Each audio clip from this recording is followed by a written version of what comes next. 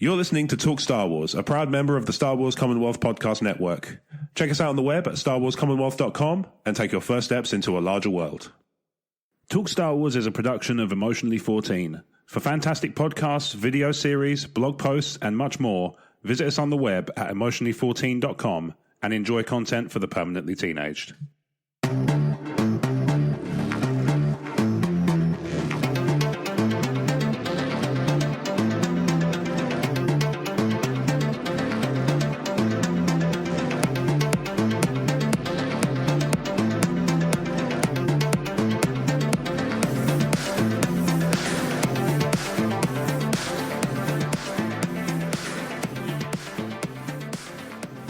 Hello there, and welcome to episode 194 of the Talk Star Wars podcast, presented by Emotionally14.com. I'm Rob Wade, and this is the Rise of Skywalker reaction show. So I'm going to forewarn you ahead of time, this is going to be both spoiler-free and spoilerific. So I will give you the hard out and tell you this is when it's about to happen, and after that it will be Wild Wild West, Here There Be Dragons level of... it's just going to happen that way. But I'm not alone. So, unfortunately, this week, Brad was not able to see the movie in time to be on the reaction show, and I felt there are probably few things I could do to him that would be worse than having him sit for 90 to 120 minutes reacting to me just waffling. And even at my most charitable, I think week on week, that's hard for anyone to countenance. So, I have assembled what I view to be the best of those who have seen the film so far. So I'm joined from the TSW Roundtable podcast, Mr. Rob Cast. Hello. Hello there. And I'm back. And making his Talk Star Wars return. We have not seen him, listeners, or heard him, in fact, because this is audio, and we have not heard from him since the solo review show. And this is not for lack of trying on my part, but unfortunately calendars did not align. But he is here with us now, the one and only Mr. Marc Godsiff. Hello there. I know you've given me so much to live up to, haven't you? What a big intro. Well, anybody who's heard the old shows, Mark, knows that you're not going to have any problems there. This is familiar territory for you. This is easy pickings. You're just going to be... The old reflexes will just start kind of... Let's hope so. I mean, I've been out of the loop for a year. Sure, but I think you're probably happier for it, I guess. I would say. Yeah. It's been a nice quiet year. Yeah, good. Well, are you well? You look well. Obviously, listeners have to take my word for it, but I'm sure they trust me at this point. This is a reunion of the very, very first prelude TSW episode. Yes. When I talked to Mark and then I talked to you guys when we started TSW Roundtable, not the first TSW, Talk Star Wars, but the Roundtable. The three of us did a little impromptu chat about how the show was going to work and what's happening with it. And that was, 2-3 years ago now already? So yeah. It's been a fair old while, hasn't it? I mean, this film is the culmination of a 5-year Disney project. Yeah, that has seen some ups and some downs, some highs and some lows, and it's been a tumultuous period for fandom, I would say is fair. In fact, that's probably a charitable way of putting it. But we are here now, and we are going to talk about the Rise of Skywalker. So ahead of time, apologies to anybody who's written in emails this week. Understandably, I'm going to push them to 195, so they will be on next week's episode. I say next week's, the next episode, whenever that is, because obviously the holidays are coming up. It's hard to say for sure when we're actually going to get to record, thus when we're going to get to release. But any emails, so that's for Suvi, James Weibel, off the top of my head, and a couple of others, they will be in episode 195. And I would encourage people up front. I didn't do this, obviously, with the time I had. I didn't really have a chance to put this together. But if I want to hear people's reactions to the film. So, you're going to hear us talk about it. And as I say, both spoiler-free and spoilerific. But if you have thoughts on the film, whether that's in relation to what we talk about or just in general, I want to hear about it. So podcast@emotionally14.com. I encourage everybody to send them in, and 195 will be, I'm sure, email heavy. Plus, I'll get to hear Brad's thoughts, which, I'm pretty used to that by now. That happens a lot. But, for the listeners, I'm sure it'll be fun. Anyway, chaps, before we delve into the deep dive stuff, I want to get your one sentence summary of kind of how you felt going in and then how you felt afterwards. So, Rob, why don't we start with you? Okay, going in, again, like any other Star Wars movie, excited, optimistic. I go in completely spoiler free. I mute stuff on Twitter. I leave Facebook groups, and I join them immediately back once I've seen the movie. Now that I've seen it, yeah, I was entertained. I wasn't disappointed. I was like, oh, that's how they did that. Oh, that's how they're going to do that. Oh, okay. But for me, it was like, yeah, it's J.J. Abrams' Star Wars movie. You mean, and considering how much they had to tie up, yeah, it's. You know, I mean, as far I'm just trying. It's hard to give a spoiler-free. That's fine. Review. We're going to do. Yeah, I mean, I'm not expecting this spoiler-free bit to last a long time. To be clear, It's going to be kind of general thoughts, and then we're going to go really deep dive into the minutiae of it. And obviously, I think anybody listening to a reaction show about the movie is not going to expect a 3/4 of an hour spoiler-free discussion before anyone the spoiler-free listening to a Star Wars podcast would have seen this opening night, I'm sure. I hope so. Well, at least, people can kind of, like I say, I'll give them a hard out when they can duck out and then come back once they've seen the movie if they don't get to see it right away. And, at least they can kind of get some vague sense of like how much. Well, for me, if I went in spoiled, I think my reaction would be different. But when I left the theater, I was like, oh, okay, that's how they did that. Okay, well, great. Yeah. Like it was, yeah. Yeah. So, Mark, how about yourself? I went in spoiled. I went in big time spoiled. I ate a ton of this stuff up. But what's strange about that is that this is the first film where I haven't actively followed the news. So I hadn't gotten a lot of news from this thing. Yeah. Running up to it.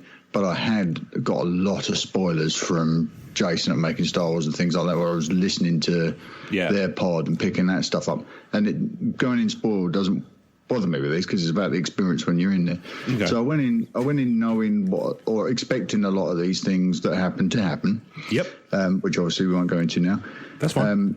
But I went in really excited for it, really keen to soak up the last Star Wars movie, I saw it as I have done the last few with a very teeny tiny audience in a somewhat private setting, but I wasn't thrilled when I left.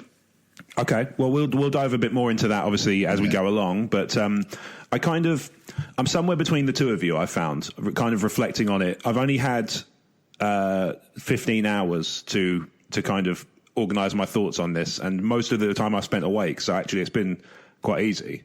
Yeah. But I found myself going in, I was in the same boat as you, Mark, it would be unfair to say it's no fault of my own, because it's entirely my fault, because I saw spoiler stuff with spoiler tags on Reddit, and I would click the text and go, oh, okay.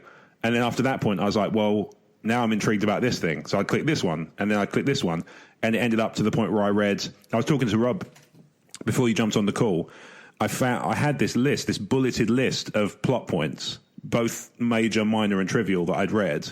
Now, I hadn't read the thing in absolute detail, but I'd picked up a lot of the big story beats, and I went in kind of knowing those things, but sort of prepared for the possibility that there was context I was missing, because obviously it's all just stuff that's written down.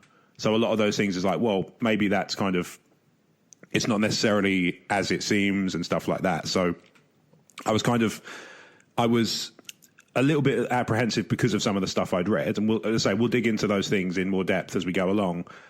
But I was kind of prepared for like, okay, well, I may be missing a piece of this. I may have an incomplete picture. Didn't turn out that way so much. A lot of the stuff I read was actually verbatim what ended up happening. And my sort of the best summary I can give is I enjoyed myself in terms of the experience and seeing the movie at the cinema, but for me, it's not without its issues. And some of them are significant. And at the same time, as we'll touch on in more detail, they're kind of, the things that bother me if people go back and listen to old episodes where I say about what I want from episode 9 and what I don't want, they'll probably be like, but that's what you said you wanted. I'm like, yeah, but not the way they did it. I'll talk about, like I say, I can give some, I've got a couple of examples of stuff like that. Yeah. So we'll, like I say, we'll no doubt kind of dig into those in a bit more depth. Start with you, Rob. Overall, kind of, was there something about the movie? I appreciate this is a tricky question before we do the spoilery bit, but was there anything about the film that you can say, I really liked this or I really didn't like this, before we dig into the spoiler stuff, just as a general kind of high level thought? I like the subtle box ticks. You mean that they did have a checklist to go down, and again, a lot of it, some of it is in your face and very heavy handed, but a lot of it is satisfying. Okay. So, you know what I mean? Like there's, it makes you smile. And if you take it for what it is, and again, once people see the movie, they'll know exactly what we're talking about. Sure. So I was pleased with having stuff answered. And again, because I wasn't spoiled, disappointed, I guess this is going to sound strange, but yeah, this is kind of, there's a little melancholy after this experience. For better or worse, after I saw the movie last night, this ends something for me that's been going on for 42 years now, and it's brought me, it's a fantastic childhood of playing with, all my favorite toys, and then revisiting again in my 20s and my 30s with the prequels, and now this, and now look at us, we're podcasting, and I got to meet you guys, and Mark and I, we went to Orlando, and I went to Chicago, and I'm going to Anaheim, and I built an R2D2. Like I was invited to the Canadian premiere last night, and I was one of the first Canadians to see it. And it was really, it culminated for me in this really cool Star Wars experience. So for better or worse, this is like, that feeling when you're a kid after you unwrapped all your presents on Christmas morning. Yeah, it's awesome. It's great, but you have this feeling that I wish it wasn't. I don't want it to be continuing, but I wish I had that feeling I had an hour before I opened the presents. Yeah, you know what I mean? It's one of those bittersweet things. It's like there's no more potential. Now everything is expressed and it's there, and that's the reality of it. And now it's like you can like that stuff, but you can also, there's this acknowledgement of like, but there's no gray. It's not that there's no gray area, because there's going to be tons of it, I'm sure. Oh yeah. But there's no ambiguity anymore. It is what it is. Like that's the reality. There's of a finality, and even when after the last Jedi, and again, spoilers for the Last Jedi if you haven't seen it. I think they've had plenty of time now. So, once Luke passed, and we got to see Yoda, and now the young. For me, this next generation has always been like, okay, let's see what they're going to do.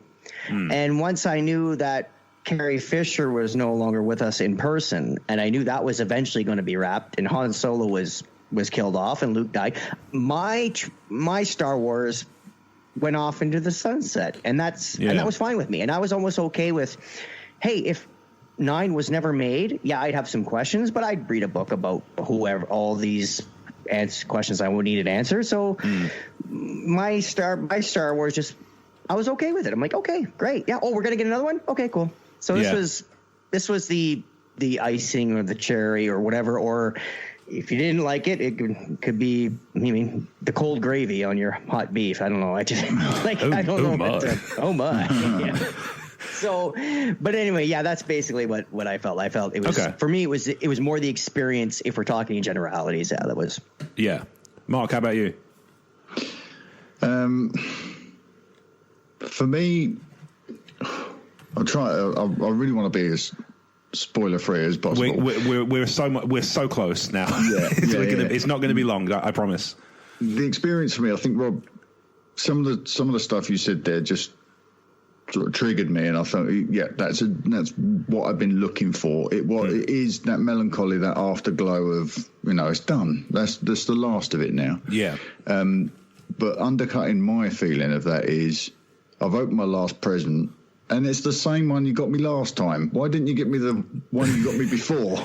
Right, that would have been nice. Yeah. So I'm a little bit at the moment, I need a second viewing. I definitely need a second viewing because I'm struggling with certain aspects of this film that we can get into a little bit more in depth. Sure. When we're in spoilers, but yeah, for me, is that melancholy that it's done and dusted, and I feel a slight tinge of regret that this is what we've gone out on, because I have seen in the past 5 years Star Wars done really well. Very recently with seeing The Mandalorian, because I know a scoundrel, so I've seen The Mandalorian. I think that's some of the best Star Wars I've ever experienced. Wow, high praise indeed. Yeah. Solo. I came out of Solo full of joy. It was a joyful experience, that movie. But Last Jedi and this film are complicated. And I came out feeling that I just had a complicated experience.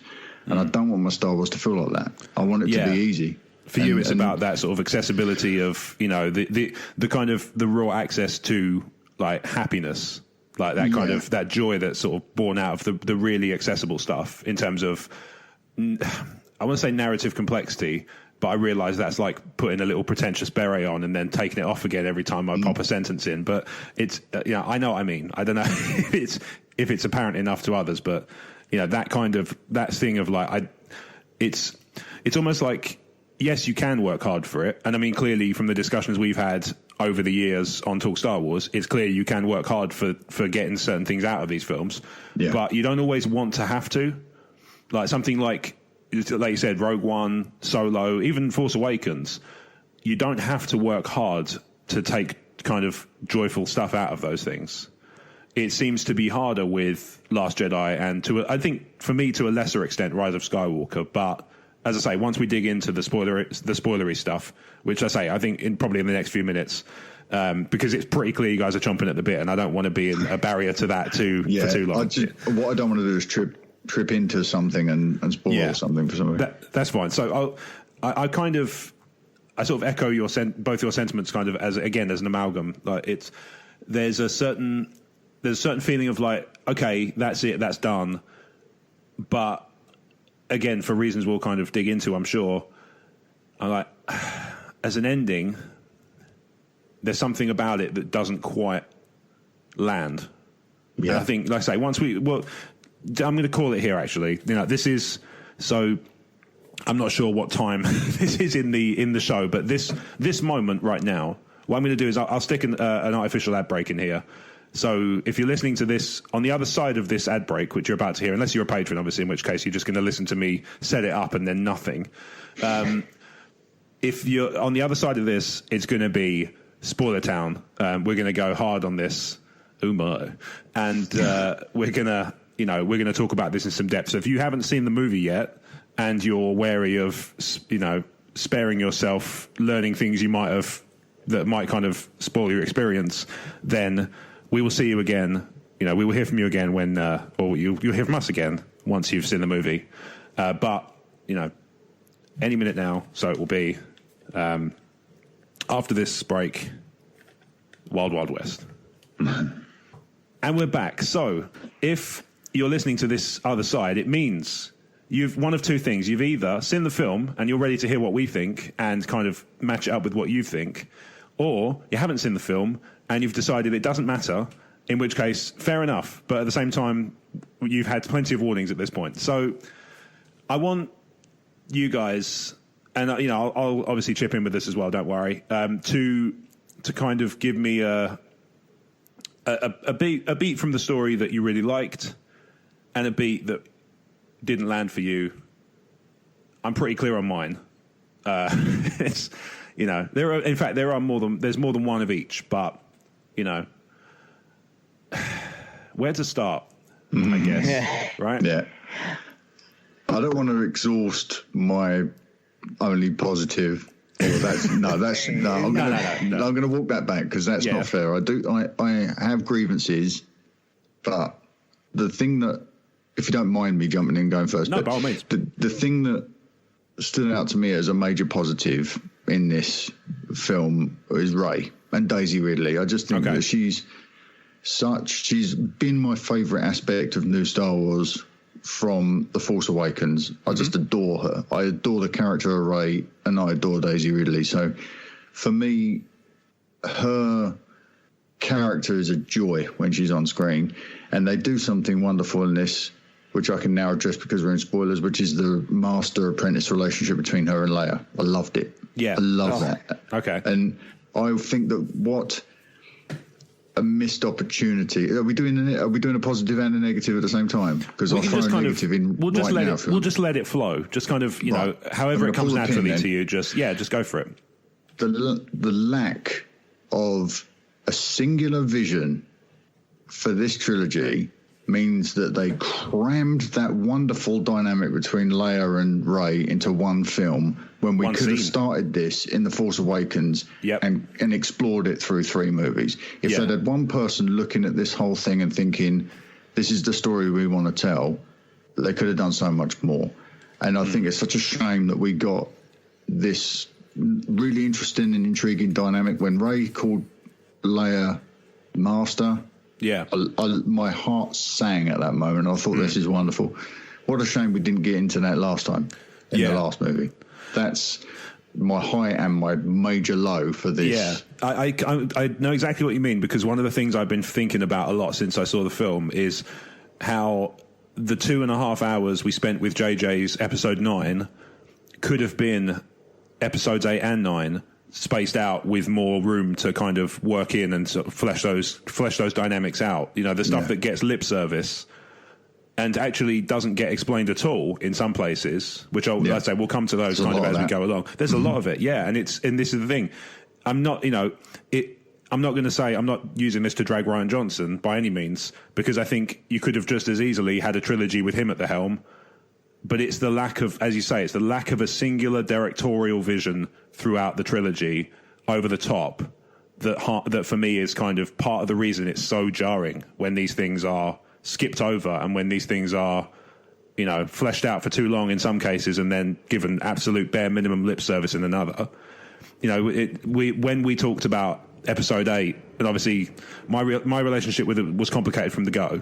You know, I remember the first episode that we went in after we'd seen it, I was the one who was like, I don't know how I feel about that. Like there was a lot, I had a lot to work through, and it took a second viewing, which I didn't come to for a long time, to kind of come to the conclusion that no, it didn't really move me on the needle anywhere in terms of how I felt about the film overall, but I was able to galvanize some of the things that bugged me, the stuff that was kind of nagging at me that I couldn't quite nail down. I feel like that might happen with this. Second viewing might help me with this, but at the same time, having gone in with some of the major plot beats kind of spoiled for myself, it's almost like this is my second viewing in a weird way. You know, I'm kind of validating the stuff that I already knew to be, or I already suspected to be the case. And that's a weird feeling because I've only seen the visuals to accompany it the once. It's an odd situation to be in, really, kind of, as it goes. Rob, what about you? Highs and like a big high and a big low, kind of the main one, I guess. Big highs were Leia's saber. I've never ever thought I'd see that. And again, that little flashback to Luke training Leia. Come on. It just and again, that's probably being old man cast here, going, oh wow, they look like they used to, and that's for what it is. Again, I think the difference between Rob and I watching this, when I saw it and I saw all the boxes being ticked, I'm like, oh, and because I was in the moment, it was that's delightful. I don't have time to. Not like I read it and I thought about it and how are they going to do that? And then, it just kind of came at me as I was watching it. So I was like, oh, that's cool. Oh, that's weird. Oh, that's neat. Oh, it's a little heavy handed, but whatever. And so I think the difference in viewings was just that. And again, for me, it was visually spectacular movie. It was completely entertaining. I got a lot of answers I needed answered. And again, for me, it was just, my high point was, the Leia Luke stuff. And again, that's just probably because I'm dating myself with that thought.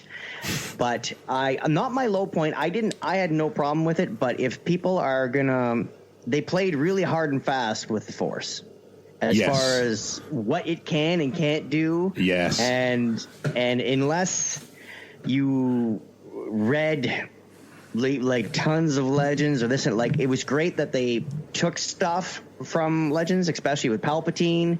And with him being the Sith that's passed down from all the other Sith, like there's a lot of it's gratifying, but it's to an outsider just watching it, that'll hit you pretty hard. Be like, it's not quite as egregious as Superman 2 when he rips off his S and throws it at Zod, like or whatever the I mean, like, it's shrink not wrap. It's not. Yeah, exactly. It's not the shrink wrap Superman 2 scene. That's what the S is for.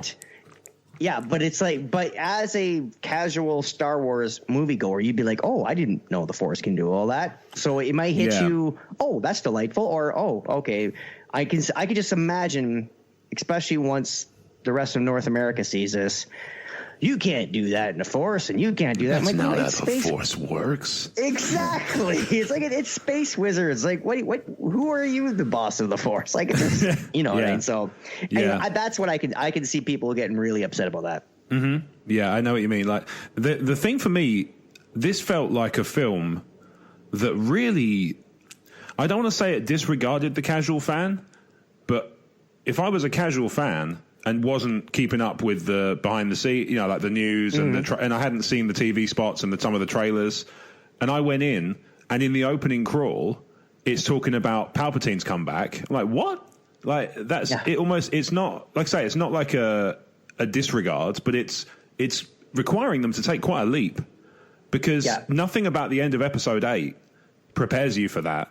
No, like, you know, there's. You know, obviously with Return of the Jedi, to kind of draw a parallel, because obviously we kind of have to, because it's the last one of a trilogy, and it was the original end of the Star Wars saga. It's, you know, it's like the closest I have to a proxy. Going into Return of the Jedi, we knew some time had passed, but we knew that we started off with Han Solo, and you're like, oh yeah, Han Solo, he was frozen in carbonite at the end of the last one, and like, oh, Luke, we knew that, like, we ended on him finding out that Vader was his dad, and he's obviously had to go and deal with that. With this, it was like, the Resistance, the entire Resistance fit in the hull of the Millennium Falcon at the end of Last Jedi, and there's no mention of Palpatine anywhere. Mm-hmm. And this is one of those things where when I hear people say that, well, the Palpatine thing's obviously kind of telegraphed from the start of the trilogy, I'm like, is it though? Is it actually? Like, where? Like, where's the evidence for this? Because I don't see any. And this film was the opportunity to make those connections more concrete, and they've done none of it.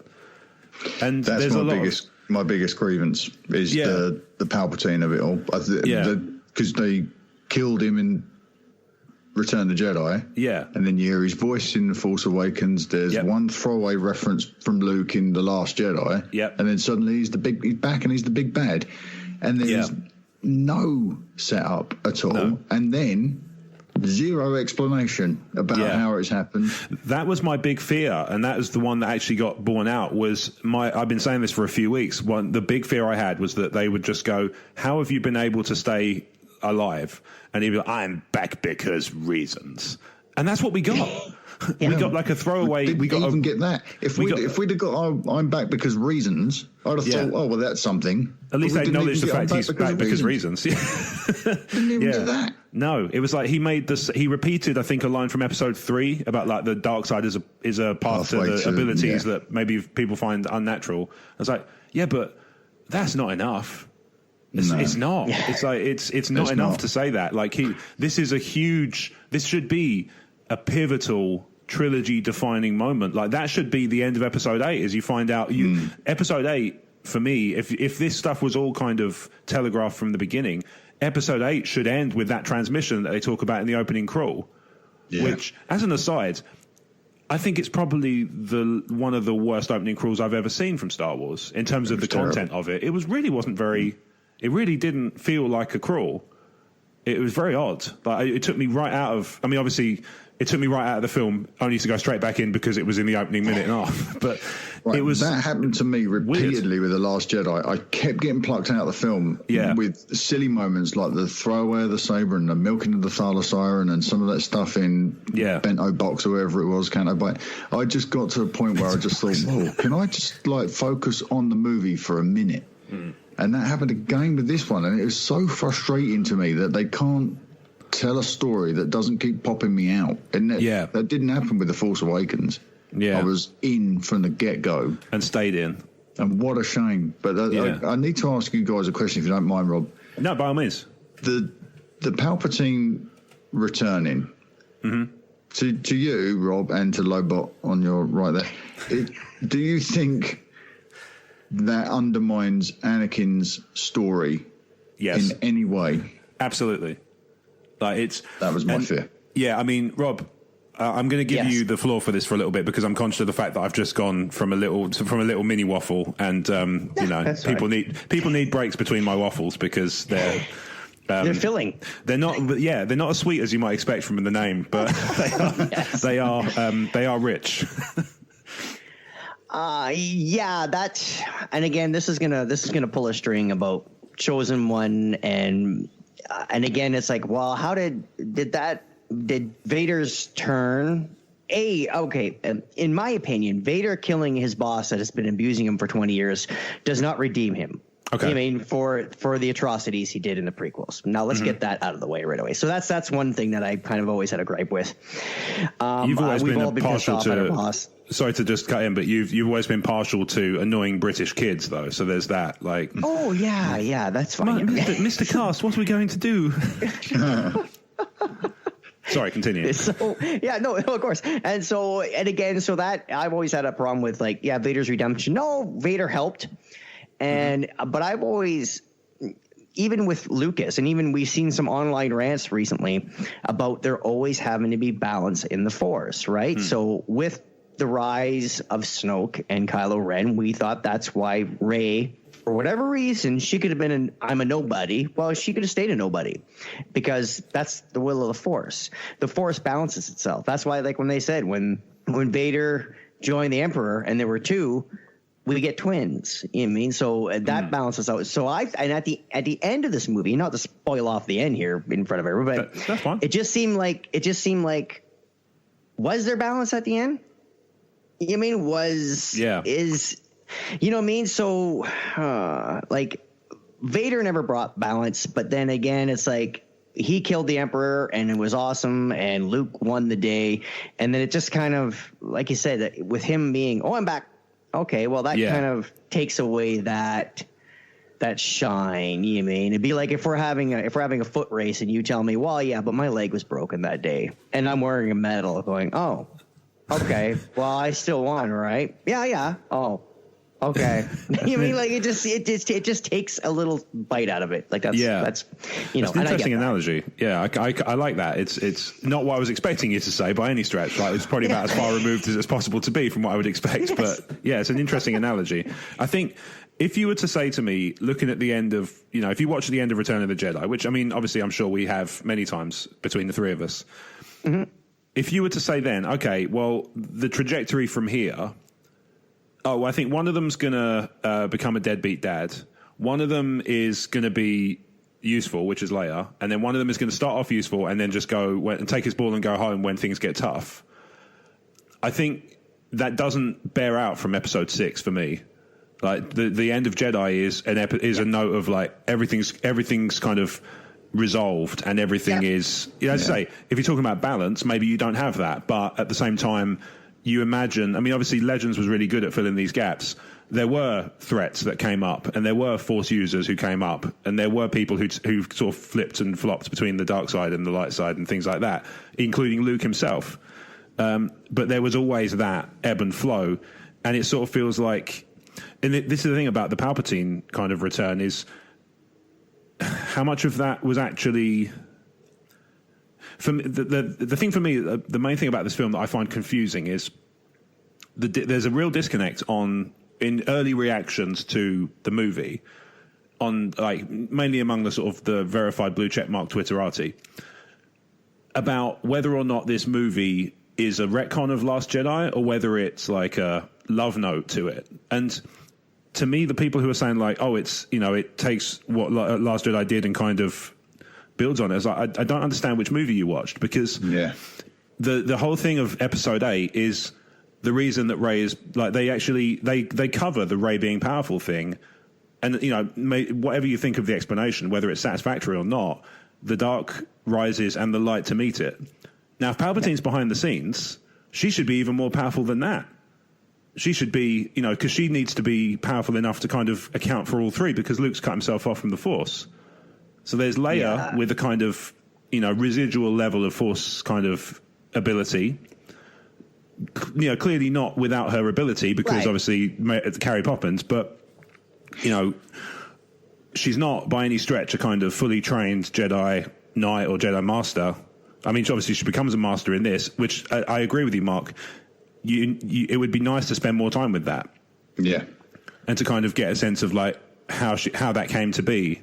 Even in dialogue, it's not hard. Like there are choices that were made in lieu of those things. Well, I think you have something right there. They did retcon The Last Jedi a lot. Yes. When Rey went back to the island and she went to toss the saber away, Luke caught it. You know, as Force Ghost would. So he comes back and he's like, "That's no way to treat this." Retconning what he did in Last Jedi, and then it's like, and then it's like, well, what about? I'm going to come here. I'm going to do what you did. And he's like, "I was wrong."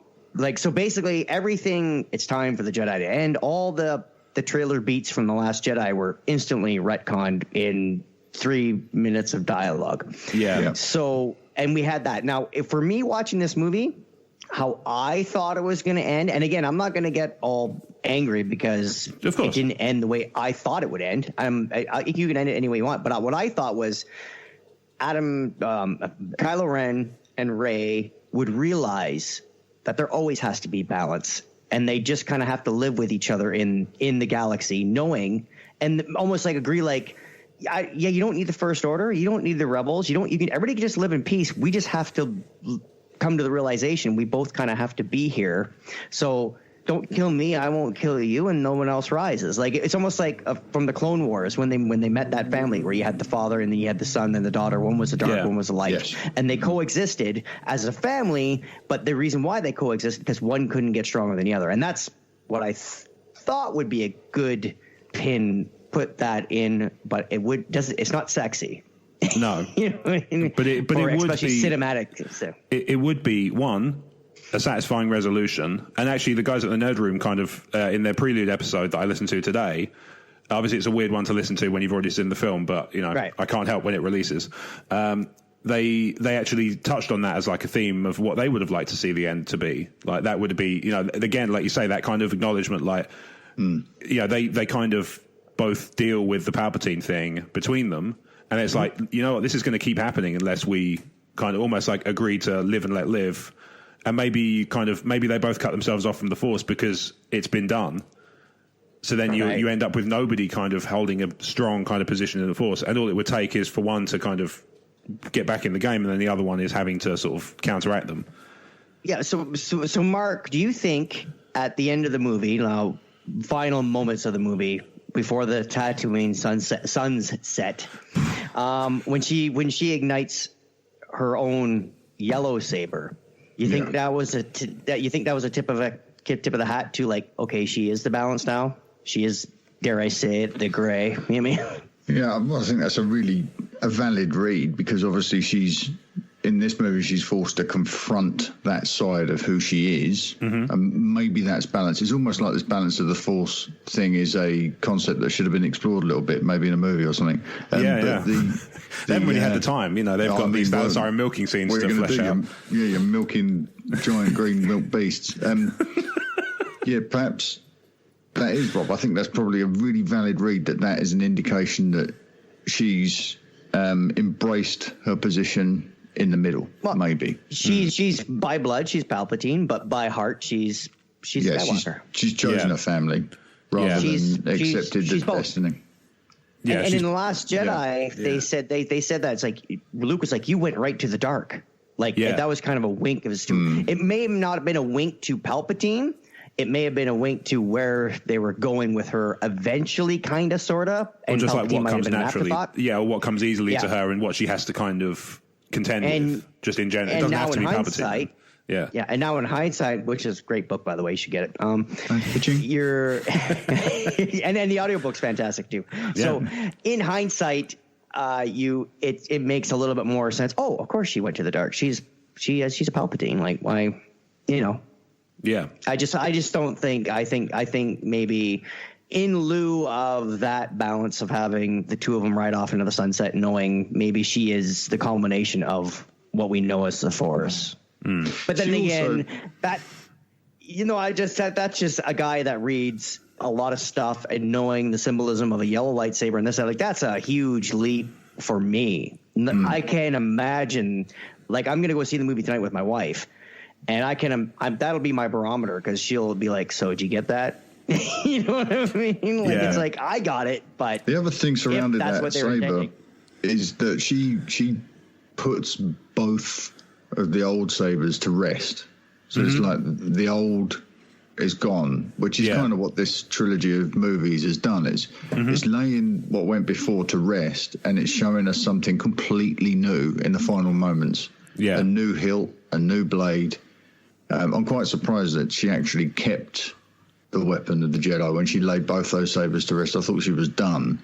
I thought she'd just have the staff, and then it ignited. I was like, oh, okay. I mean, I was kind of hoping that she would just keep the staff, to be honest, like, rather than have a lightsaber. But like you say, because she put the two to rest, I was like, oh, I can see because of where what she they're going was. for there. She'd gone back to the farm, where in Star Wars that's kind of shorthand for stay out of the way.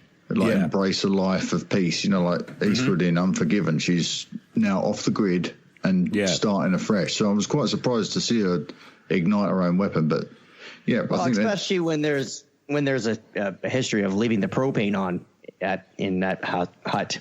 Because that's what happened. It was a PSA. That's what happened. They just flipped the light switch and the gas leak. I can't imagine a lightsaber doing any better. No, indeed. So the ending. Here's the thing that I've noticed a few people have picked up on this, mainly because I've been on Reddit, where obviously the spoilers and the leaks aren't a fair game. A lot of people are pointing out that actually this series, this saga, ends with a Palpatine surviving and everybody, all the other Force users being wiped out. Like, is that a good ending? It's odd. That's kind of an odd one to me. Like, somebody pointed it out on, I think it was Reddit, and I was just like, yeah.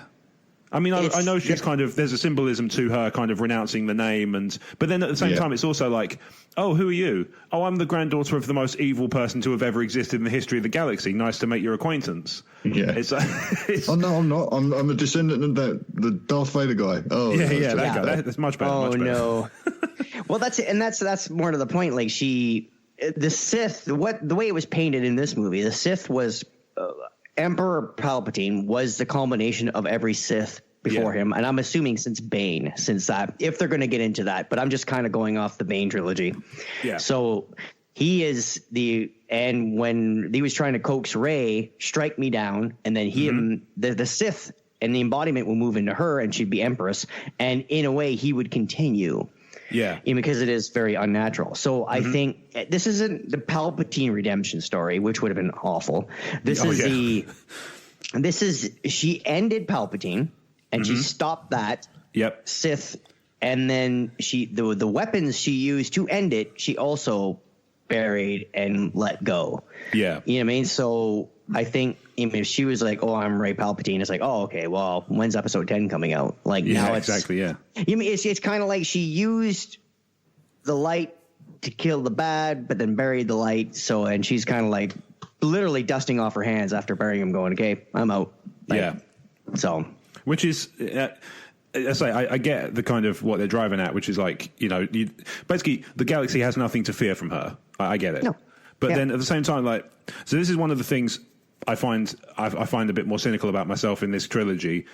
Once again, and I've been banging this drum for years, once again, it feels to me like Rey has not actually face that much in the way of challenge. Like, it's not so much that she faces no challenge; it's that she doesn't struggle to overcome any of them. In this film, it's like she goes through the same thing as Luke in Jedi, where she's watching the fleet get decimated by in this case, the Final Order, which was a little on the nose for my taste, but and a huge wink at Return of the Jedi. Like, it was just it was a JJ mirroring. There was an awful lot of winks. This film was very meta, very winky. Yes. Yeah, there was a lot that really did bug me quite a lot. It was a wink fest. It was a wink fest. Yeah, but she goes through the whole thing that Luke goes through, which is she's watching the battle kind of unfold, and she's watching the resistance get their backsides handed to them, and she doesn't go through she succeeds where Luke's failed, and it's effortless. She doesn't have to, it doesn't seem like she's going through any conflict when it comes to, do I attack him, No. And she walks into that throne room, and there's a line, I can't remember the exact line, but it's something to the effect of, like, you want me to hate, but I can't hate, not even you. And it's like, were you listening to yourself 10 minutes ago? Because you were fighting with, like, all the rage that it was possible to fight with 10 minutes ago. Early in the film, she did a probe droid big damage. Yeah, exactly. Through rage when she was training. Yeah. And it's like, well, you can hate. If you're saying, like, I'm going to not do that, fine. But it's like this notion of, it's this kind of notion of, like, that she's impervious to it all. And that's, I think, where a lot of people can't connect with that character, is that they just feel like everything comes easy for her. Like, it's too easy. And you think about, I saw this as like a meme on somewhere. It probably was Reddit. I'm just going to say from now on, I'm just going to assume Reddit unless I know for sure. But it was, she is one hell of a scavenger. She's managed to get the Millennium Falcon, all the lightsabers she could possibly want, and she's managed to get a name as well. Like, she's basically taken all this stuff, and none of the other characters, it feels like, have any kind of arc to that scale. Like, it seems like all the chips have been sort of bet against Rey. Yeah, they did get shortchanged. I think that there's one of the unanswered questions that I would have loved to spend some more time on, if there was, if they had the entire trilogy to craft these things properly, would have been exploring a little bit about Finn. And what his connection is to the Force, because they hinted at a bunch of that stuff in this film. There's loads there. Like, there's absolutely tons of it. The fact that Jaina? Yeah. She comes in with a similar backstory. It looks like they could augment Finn's backstory with hers, so we can mine that a little bit for some information. Yeah. And it goes nowhere. Yeah, it was literally like, it seemed like they'd been through almost the exact experience, like word beat for beat, where they'd gone through the same kind of requirements, and they'd had the same result, and they'd gone away and gone into exile.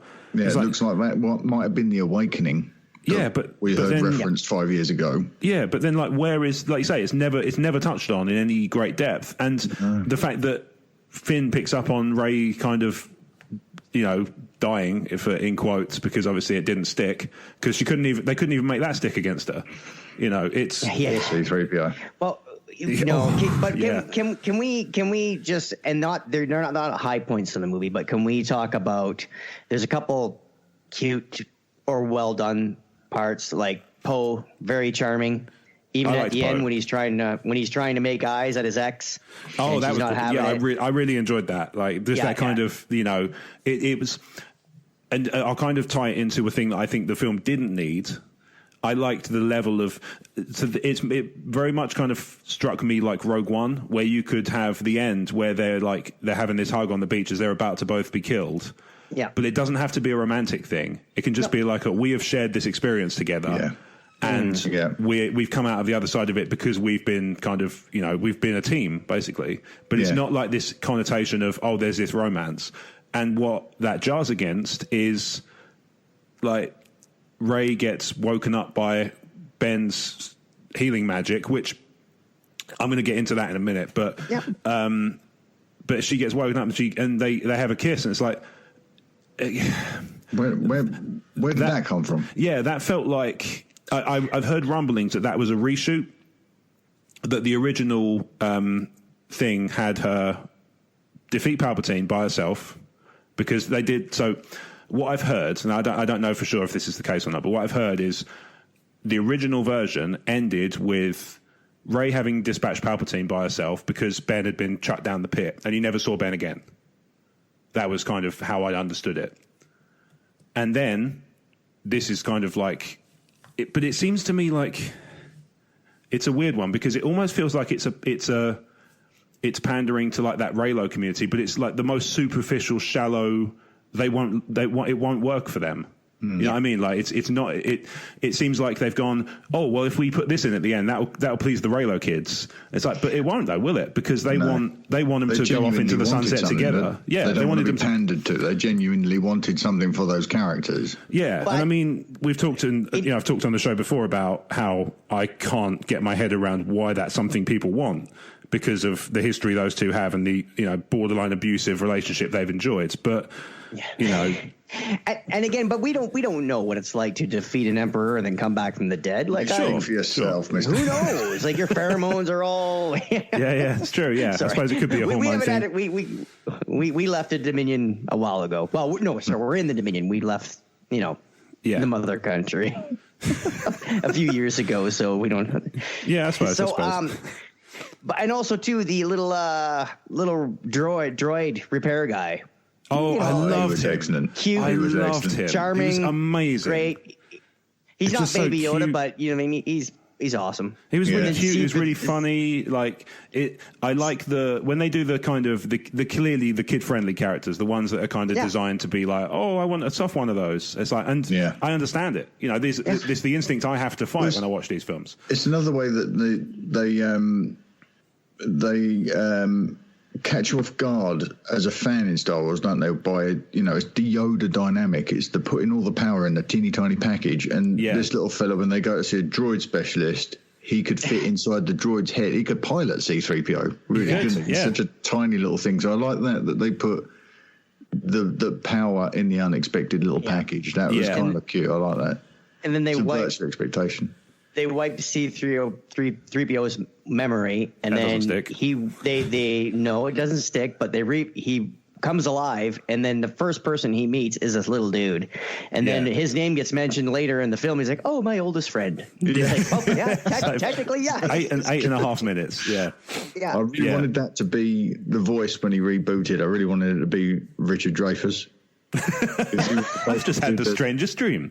Yeah, he was supposed to be the voice initially, wasn't it? Oh, okay. Wow. Yeah, it's more of when 3PO was more of a used car salesman. Yeah. Okay. Yeah. So the 3PO thing, I think that was very much. There was a bit of that where I thought there was one in particular actually that stuck in my head. So he was going through and saying like it's against the protocol droid's programming to read Sith text. And it's like, okay, that's a weird feature of the protocol droid operating system, but okay, let's swing with it. But there's a point where they've got the wires in C-3PO's head and he's like basically analyzing it all. And he goes, is this the stuff that's translated from Sith? Presumably he can read it. So why don't you just print it out somewhere and you don't have to go through the mind wipe? Because he's got it. Like it's in his memory. He doesn't have the driver for it. Oh, is that what it is? Young Anakin never put it in him, so no, it's just a software update. And but he managed to put in the don't read Sith whatever you do without probably having any idea of what that even is. It's like saying, oh, don't whatever you do not translate Dutch. Like, well, it was probably it was probably 10-year-old Anakin going, do you want this? You want the protocol droid to have ability to have curse words? No, of course not. No, I'm 10. Why would I want that? Yeah. So maybe the Sith language is just latent with.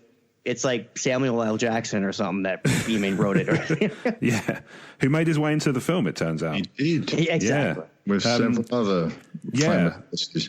And there was a voice credit for Hayden Christensen. Yeah. Sort of feels like they could have done a little bit more with him in this film. That was all about him. Basically having to make stick the efforts of his 30 years ago. Like a lot of people were saying, like, Anakin's got to be in this movie, right? Because it's about his, it's almost like confronting his failure again. Because it's like, not only did, you fail the first time when you fell, you've also not actually resolved You didn't stick the landing on what you actually set out to do in the first place. I think just the best way to word it, I think personally, I think Return of the Jedi was to defeat the Emperor.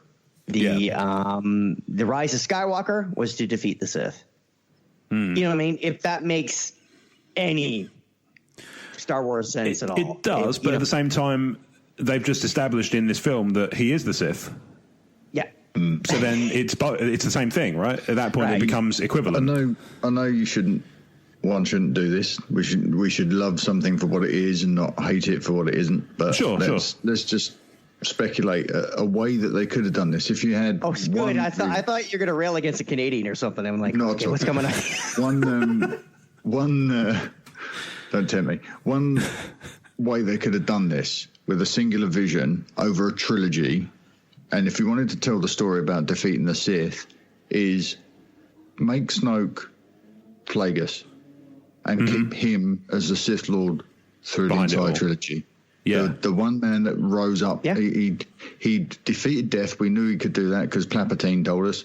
Yep. And if he'd have sat out the Civil War, the Galactic Civil War, he could have reunified the Imperial remnant afterwards and built the First Order from those ashes. And then he could have been the big bad that they had to defeat. And you could have, instead of splitting our heroes up, have Han the general, Leia a Jedi, alongside Luke, training Rey and Ben respectively, and then have Ben fall to the dark side. What a compelling trilogy that would be!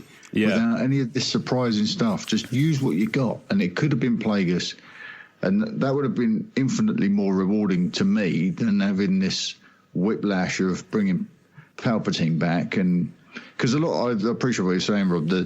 The deep cut of it all, having him be the legacy of the Sith in this movie, that's not going to land with the common audience. It's just not going to work. No, people are just going to say, "Oh, this is the old guy from the last films." Yeah, that's more to the point. The stuff that redeems the movie are deep cuts.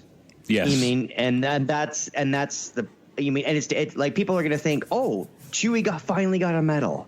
Yeah, except they haven't read they haven't read the comics where he got one and gave it away. Well, now we've got two. Yes, so he can eBay one. No.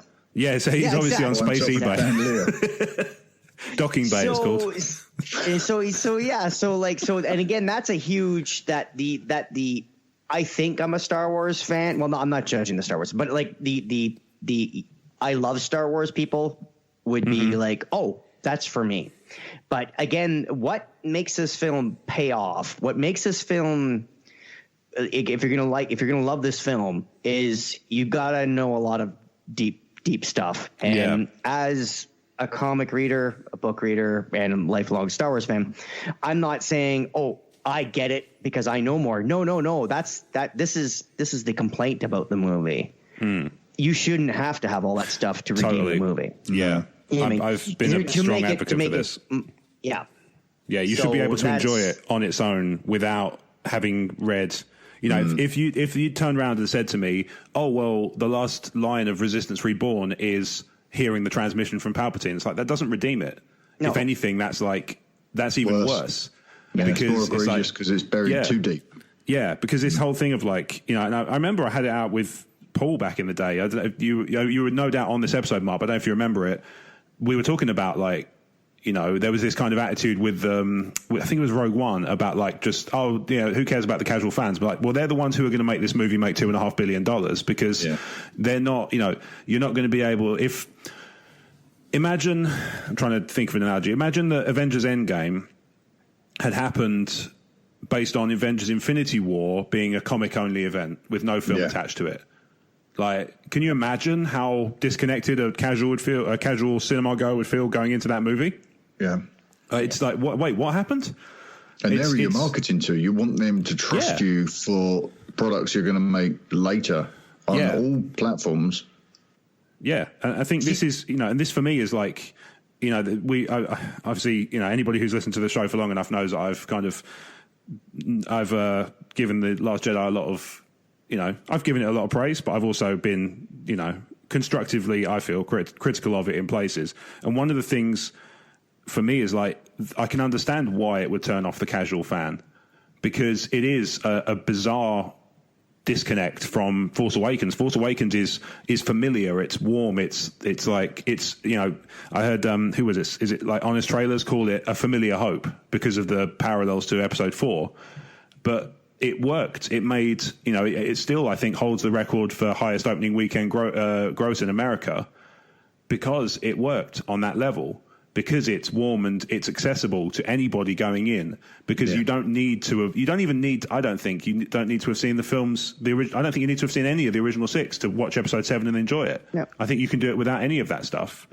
Obviously, it, you know, it complements the listening the viewing experience rather, to go and see the connected materials before it on the screen, but I don't actually think you need to have seen 4, 5, and 6, or even 1, 2, 3 to enjoy episode 7. It works as a self-contained unit. Like episode 8 is a lot deeper cuts, and episode 9 similarly. Do you think this the deep cuts in this movie are an overreaction to the backlash that Last Jedi got from the people that love the deep cuts? You know what I mean? Yeah. Like it was maybe we can list them off. There's some stuff that's been put in there as well that I think are reactions, knee-jerk reactions to some of the stuff that fell off of The Last Jedi, like the is it Dominic Monaghan? Is it Monaghan? He's the Hobbit.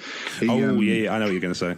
One of his lines was, "Why don't we just use the Holdo maneuver?" And then another character says, "Well, that's not 1 in a million. You can't rely on it." And then turns to the camera and winks. Says, "See what we did there?" People that didn't like the Holdo maneuver. There's tons of that stuff.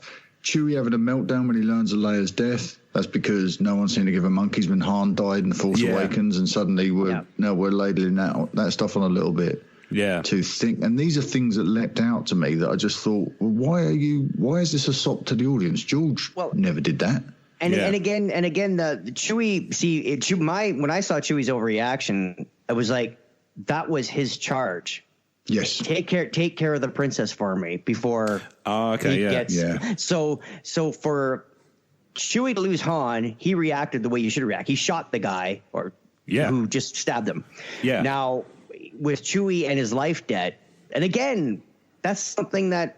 And again, I'm not gatekeeping saying, "Oh, look at us, how much we know." It's like, no, it's like, why do I have to know that to get that? You know, that's the problem. Like, it's like, It I don't know if to it's me, like Rob, me. Like, you appreciate that moment from inside the film. Yeah. I was pulled out, and I was looking at that moment from outside thinking, why are you doing this to the audience? Because someone got bent out of shape. That's the way I saw that moment, but you were in. You managed to stay inside that experience, and you got what was most likely intended. That moment was most likely intended to be Chewie loses his charge. I was sitting cross-legged with rocks floating around me when I was watching it, so it's, you know. Yeah, you were like, that moment. Be with me. Right. I know I said how that. Many guys in the theater didn't step up and walk to the screen when Rey's just whispering, be with me. I'm like, oh, okay. Oh my God. You heard her. Go for it. I love that stuff. Why didn't we explore that more? Yeah. It's wonderful. Yeah. And she's wonderful doing it. Mm-hmm. So here's one that I'm going to throw into the mix as something that irritated me. And Rob, I know we were talking about this before we recorded, but this is one of those moments I mentioned where it's like stuff that I almost wanted and I talked about wanting, but I didn't get quite what I was expecting from it. I'm gonna. It's not even a challenge. I'd be interested to know if somebody can explain to me the logic of Hux being a mole. Because what I said I wanted from episode 9 was antagonism between Kylo Ren and Hux, but that's not the way that works for me. Like, Hux is in episode 7, he's in on this. He's all in on the First Order. Like, you can see it in the speech he gives. And obviously he kind of, you know, it's over the top and very kind of hammy, but that's kind of almost like he's doing it within the character on purpose, knowing that he needs to get them rolled up. Yeah. And episode 8 has just been this kind of, you know, the beginning of a slow decline in like how well they rate that guy, because it's such a performance, episode 7. Like, Domhnall Gleeson's he's so good in that movie, the bits that he's in. And episode 8 and 9, they've just changed him. They've just beaten his character to death with a bat. It's like if they brought Grand Moff Tarkin back into Empire Strikes Back, but they made him completely like Ken Dodd, and he was just running around with a feather duster, sort of camping it up. Yeah. That might be a too target a reference for the British listeners, but maybe. But it's it's a disservice to somebody that guy was playing to the cheap seats in Force Awakens. He was giving it everything he had, and then, like you've often said, Rob, by the time we get to Last Jedi, it's the snarkification of that character. And just making stupid faces. Just have him making stupid faces and looking worried all the time. Like, it's just, and I don't think, as much as I love Richard E. Grant, as much as I really rate his performance in this film, I don't think you need him. If you do Huck's justice in episode 8, you don't need Richard E. Grant to come in and be a menacing figure, because Hux can do that job. Yeah. And you can tell that story of, he doesn't like Kylo Ren, to the degree that he'll kind of work against him. But the mole thing, it's like, it was the thing he said, I don't care if you win, I just need Kylo Ren to lose. It's like, I don't think he's that, episode 7 Hux is not that naive that he thinks that those two things are somehow disconnected. Episode 8 Hux does, because he's a buffoon. But that's the disservice they've done to that character over the course of those 3 films. And it just, that was one of those ones I saw going in. Like, I'd seen that there was a mole, and I'd heard, I think I'd got the gist that it was Hux, and it was just this, and it was also a bit tidy for me that he did his bit, did the mole thing, and then Richard E. Grant's just like, bang, we found the spy. So hang on, how did he figure that out? Like, it shouldn't be that simple. No. If it's that simple, why did we need anybody in the First Order? Like, he's so smart. Like, it sort of felt, that moment to me sort of felt like they wanted Thrawn, but they couldn't do Thrawn. Yeah. So they put in somebody who was super, super insightful and super quick and super smart, but then made no kind of allusions to that being part of the whole shtick. Can you imagine if that had been Thrawn? It would have been a collective meltdown, wouldn't it? I think, justifiably so. It's like the last film of a 9-film saga, and you're like, here's a character from the TV show. It's like, no. Like, the Ghost is probably the level of fan service you need for something like that. You don't need Hera over the radio. You can have... I did think they'd done it when Zori Bliss kicked in over the radio, but that turned out not to be the case.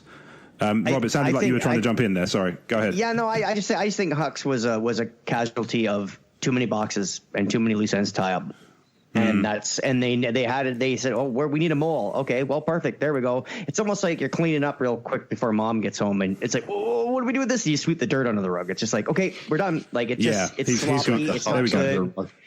Yeah, it's exactly.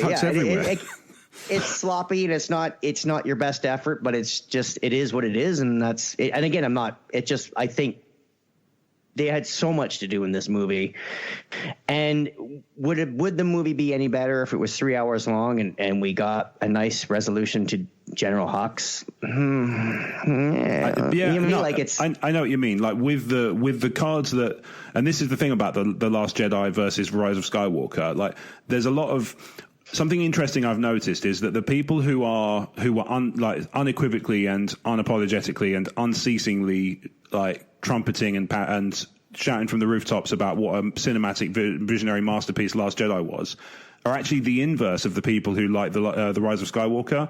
It seems like it rubs a lot of people up the wrong way who've come from that Last Jedi sort of thing, and they're laying, like, they don't want to lay it at the feet of Last Jedi. They're like, oh well, that's J.J. Abrams' fault. It's like, well, sometimes the abundance of options as to where to take the story is actually quite oppressive and restricting, right? Because there should be at the end of Empire Strikes Back, like, regardless of your thoughts about, like, was Leia intended to be the other?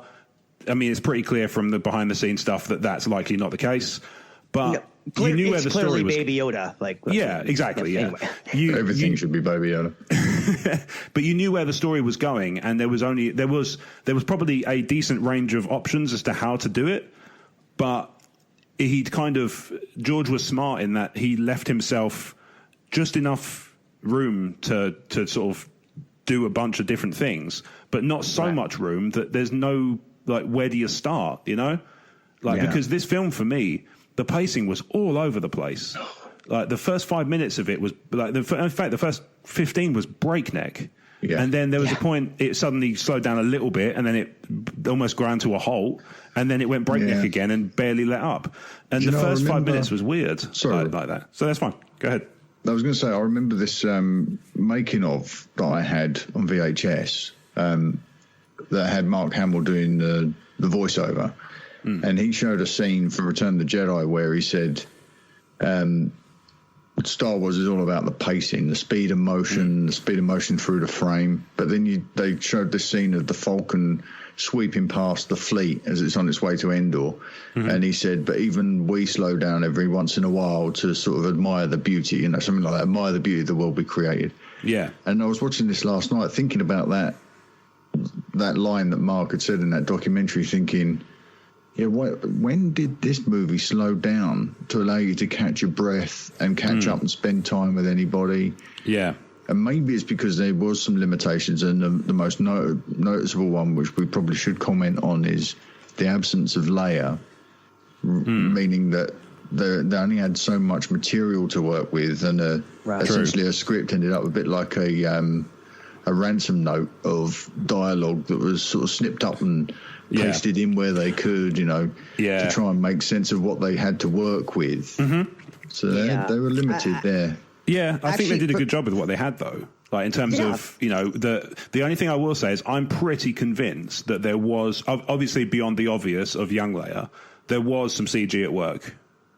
To me it seemed like there was. Early on in the film. Yeah, and I'm not talking like complete CG replacement, but I think there was definitely some work done to make the dialogue fit better with the lip motions and stuff. Because if those scenes were shot with something like what's the name of the planet they're on at the beginning of Dakar? If that was shot with the Forest of Dakar in mind, it would have been the beginning of Episode 8, let's say. Or something that was kind of tying into that. It probably didn't fit. The dialogue that she said in that scene probably didn't work. Yeah, exactly, yeah. So, talking about Palpatine and Kylo Ren and stuff, it's like, we didn't know, clearly they didn't know that Palpatine was a factor in this trilogy at that point, because I'm pretty convinced it only occurred to them after they realised they'd made it more difficult for themselves than it needed to be. Yep. Actually, for me, and I apologize in advance, I do have to get out of here shortly. That's okay. This tonight is the Canadian. We had the big premiere last night, but this is when the general audiences get to start going to see the movie we're talking about. And I've got my R2 at the local theater. He's already there, ready to go. Just got to put his dome on, and he's going to be wheeling around. So, for me, just as a almost like a leaving off point, I think from what they had and how they handled Leia, broad strokes, I think it was great. I love how they built in a little backstory. I love her saber. It's like if you were to think, what would Princess Leia's saber look like?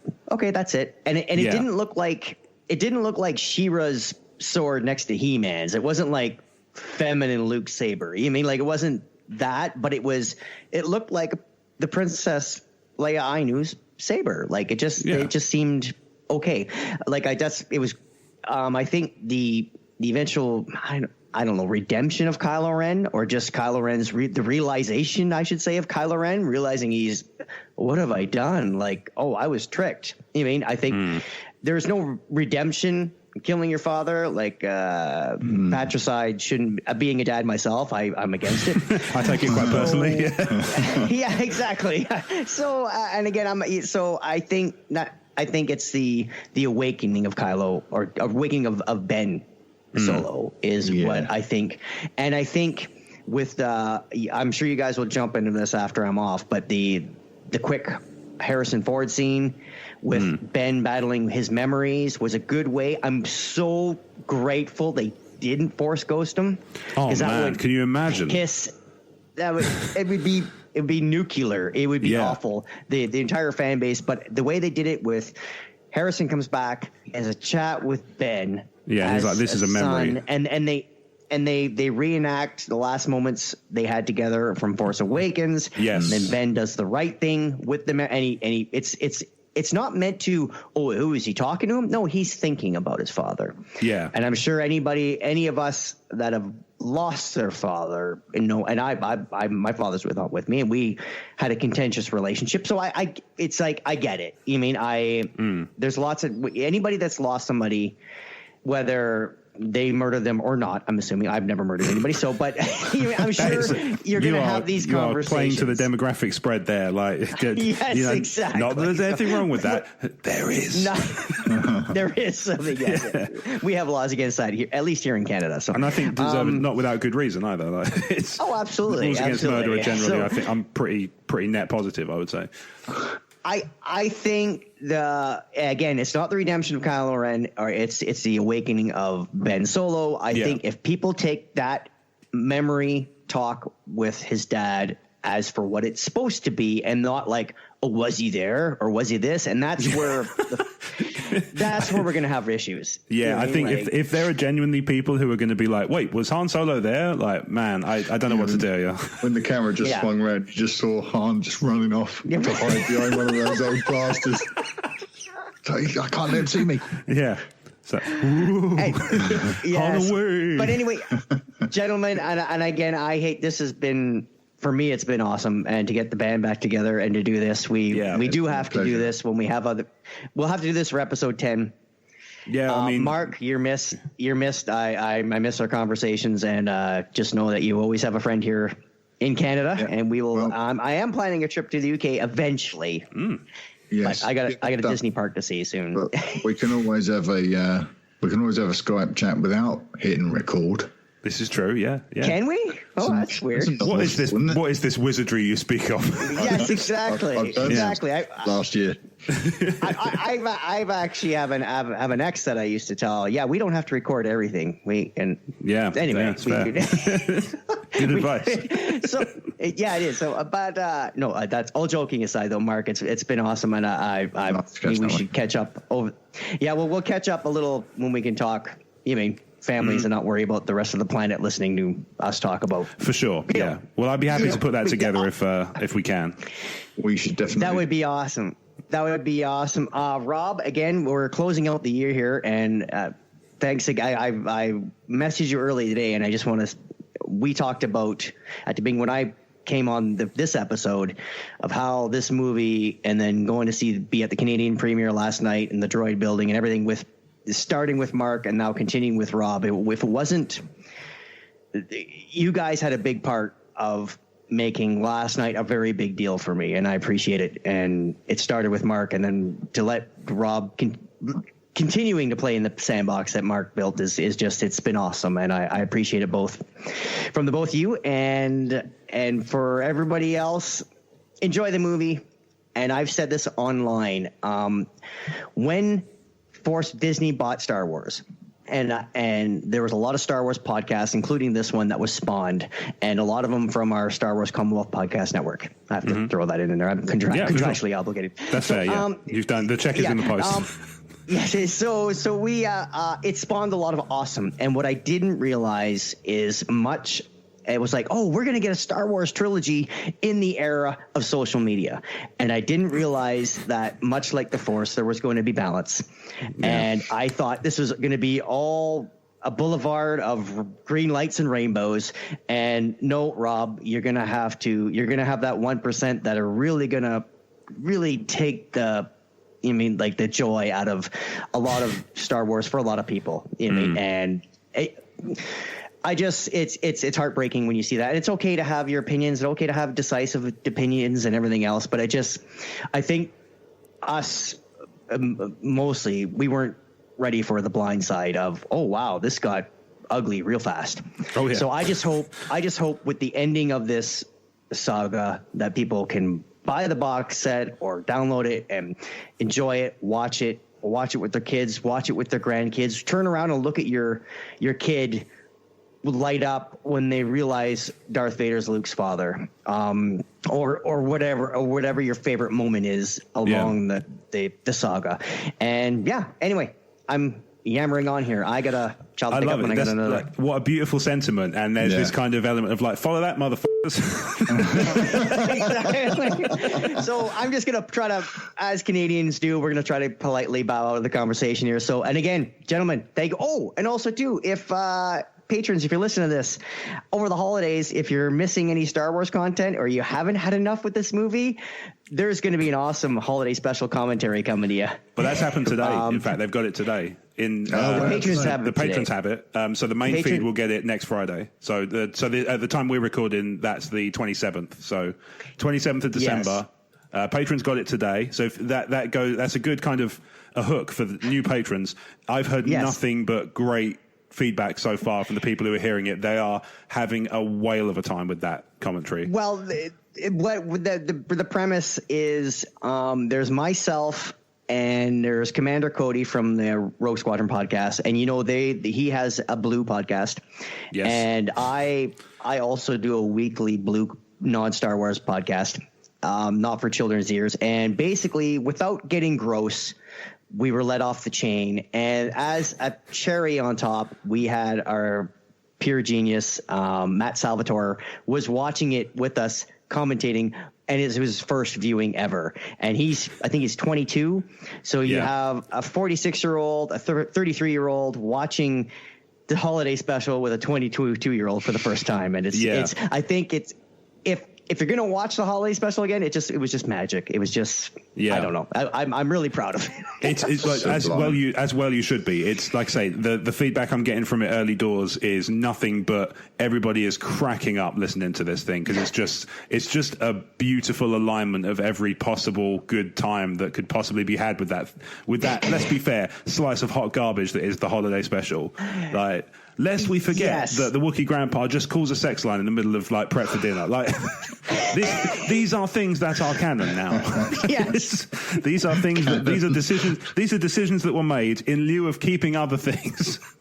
Lest we ever forget that. But excellent. Yeah, Rob, we will let you go, but really appreciate your time and for coming on and joining us for this breakdown. Obviously, it's always a pleasure to have you on with us. And let's do it more often in the new year. This is the kind of stuff I live for. Good to see you, buddy. Excellent. All right. Happy holidays, guys. Merry Christmas, and we'll see everybody in the new year. Take care, buddy. Enjoy the movie. So, and then there were two. Yeah. So, where's two there are? Always two there are. Yeah, indeed. So, where were we before that? So I talked a bit about the Hux stuff, and that bothered me.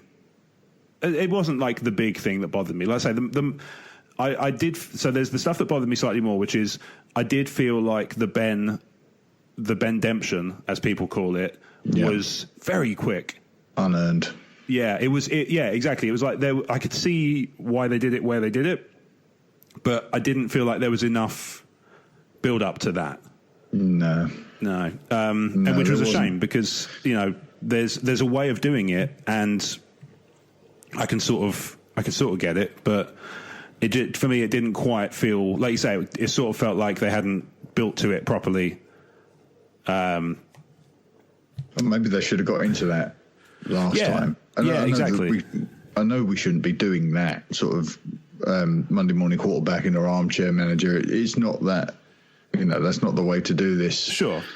Critique, but there is. I think Kylo was a much more interesting character when he was what he was. And, in Last Jedi, he says to Rey, I am the monster. I am the bad guy. But that's refreshing. That's great. All right. Yeah. You revel in that, and I'll revel in that. And hang on. Now you're back. Now you're back as Ben. And did you notice they stopped applying the scar after a while as well? They just gave up on that. Yeah. Here's the thing. Speaking of scars, right? It seems to me like the Force healing magic was very convenient. The problem I've got, I chatted to Rob about this just before shortly before we recorded. There's the few bits for me that feel like a pastiche of other movies the kids dig nowadays. Like there's Avatar-y bits with the horses riding down the Star Destroyer, and it's like the sort of nature versus technology kind of fight, and there's a little snapshot of that in that bit. There's Space Harry Potter with actually the thing that kills the ultimate villain is his own power directed back at him by the plucky hero who can resist it. Yeah. Because reasons. And then there's the Space Twilight thing, which is the healing magic and the redemption and the sacrifice thing. And it felt to me like, how best to put this? So the first time we saw the Force healing stuff done was with the worm underneath the sand dunes. Yeah. But I don't think that was enough of an explanation to then use it to that degree later. Yeah. Because that seemed obvious to me, because I think the only reason it was obvious to me was because I'd seen the spoilers, like I'd seen the leaks. So I knew that was what was going on, was like he was sort of transforming his life force to her. Why can he do this suddenly? Because, she did it, and yeah, she did it in front of him, but that doesn't... somebody can wire a plug in front of me. It doesn't mean I understand how they did it. Yeah. But I can watch it done and go, oh, I see what they've just done, but I don't necessarily understand how. And for me, that's been one of the problems with the sequel trilogy in general, is like there's a lot of these kind of Deus Ex Machina powers. And in the same way, the ability to pass objects to people who aren't there, that was awfully convenient. Yeah. Telegraphed, because they had that little bead thing, the Mardi Gras bead that she got. It started in Last Jedi, didn't it, with the water, when she was on R2. Water, yeah. So there were hints at that, and there is a tradition of, in every Star Wars movie, introducing a new force power, a new force ability, and keeping it fresh and keeping it new. Yeah. So I can get on board with it to a point, but like you were saying, it became very much Deus Ex Machina, and that maybe shouldn't be the way that should be used, and it is a bit of a shortcut as well. I don't know. This movie's guilty of a lot of sins, and sure, probably people are tired of hearing us list them off, and maybe we should get to some positive stuff. But it's we've done a bit, but I'm happy to kind of to work more of them in, because they are there. There are some definite points where I was kind of sitting there enjoying myself quite a bit. But I do understand what you mean. Like, and I've seen even things like iTunes reviews where I saw one. We got one the other day, which was 5 stars, and the gist was I recently gave this 3 stars, but it's better now. And it seemed to me like all it was we happened to talk about Last Jedi in a less than constructive way 2 weeks in a row, right. And somebody was like, "Oh," and I understand it. Yeah, do you know? But then that's where I am. I mean, I know I've been possibly a little bit more negative about this movie tonight than I'd intended to be, and perhaps more negative than I am. That's not, maybe I'm misrepresenting my opinion of this film with the bits that I've chosen to hit on. But I think we're all weary of the critical nature of fandom over the past couple of years since The Last Jedi. Yeah, but I think part of that, and I don't know what your take on this is, but part of that I think the weariness is actually not the people who are ragging on it constantly. It's the people who just want to discuss its virtues and flaws and aren't allowed to, because it's seen as like, oh, you're in with that lot. It's like, well, no, I'm just telling you that it's not a perfect film, and it's weird to me that you think it is. And and again, if you like it that way, more power to you. Like I've touched on it earlier with the Reylo stuff. We've been very kind of vocal on the show about that's not for us. But if you feel that way, more power to you, as long as you're not a tool about it online, because that's my only real rule for anything is don't be a tool about it. Yeah. And like it's always, even back when the film, with The Last Jedi, for example, when it was new, and I was probably, I think for a long time, I was the most negative voice on Talk Star Wars about the film, and I still didn't hate it. But there were things that were bothering me more than it was bothering you guys.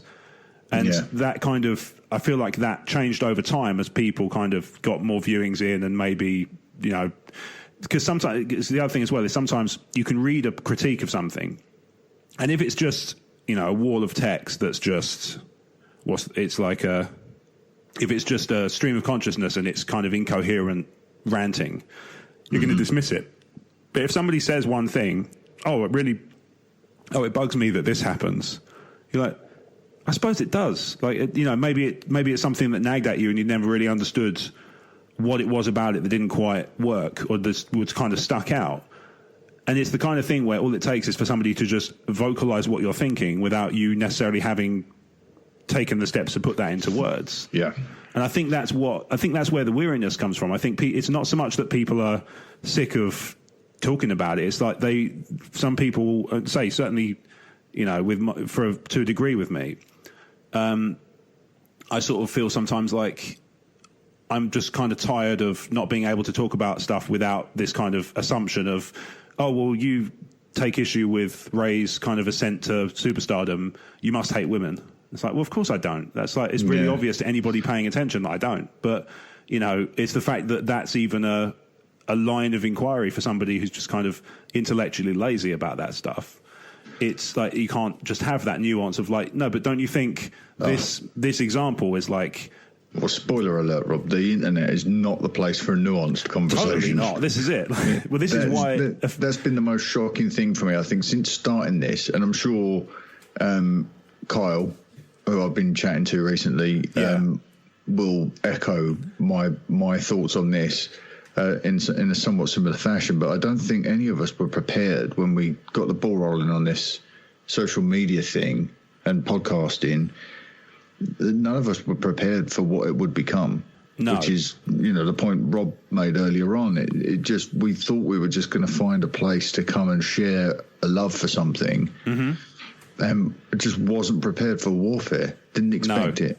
No. But I think I mentioned this to you last week when we were messaging, that we live in a period of self-righteous indignation. Yeah. And people want to let you know how aggrieved they are about something. Especially if it's even just something like, oh, you think this, that aggrieves me. It's like, okay.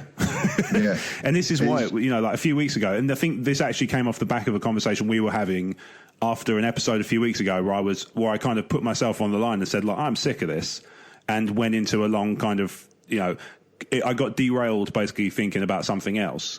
And I ended up just going off on one about social media and the kind of the state of it. And I mean, and I do mean the state of it, you know, so look at the state of that. But, you know, and I think that came from a conversation you and I were having behind the scenes about, like, I was worried about the backlash I was going to get for just being honest about how I felt, because so many people are quick to jump to like, oh, well, he's only saying that because of this reason. And it's, you know, because it's the Wild that West.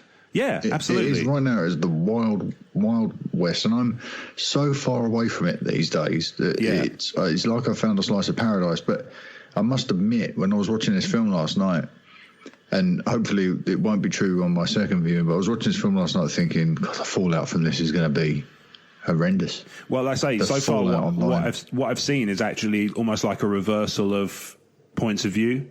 Like, I think actually this film will probably... Like, the one thing that always struck me about Last Jedi was the big variance between the audience average on Rotten Tomatoes and the critics average, which was like universally above 90%. Everybody was like, it's the most amazing film ever. And like, again, it felt like we'd watched two different movies, and, you know, we'd watched the same movie and taken two completely different things away from it. But that's, you know, that's how opinions work. And with Rise of Skywalker, I think that actually the variance is going to be smaller, because I think the critics are giving it a harder time. Are they? Because, there seems to be a lot of like...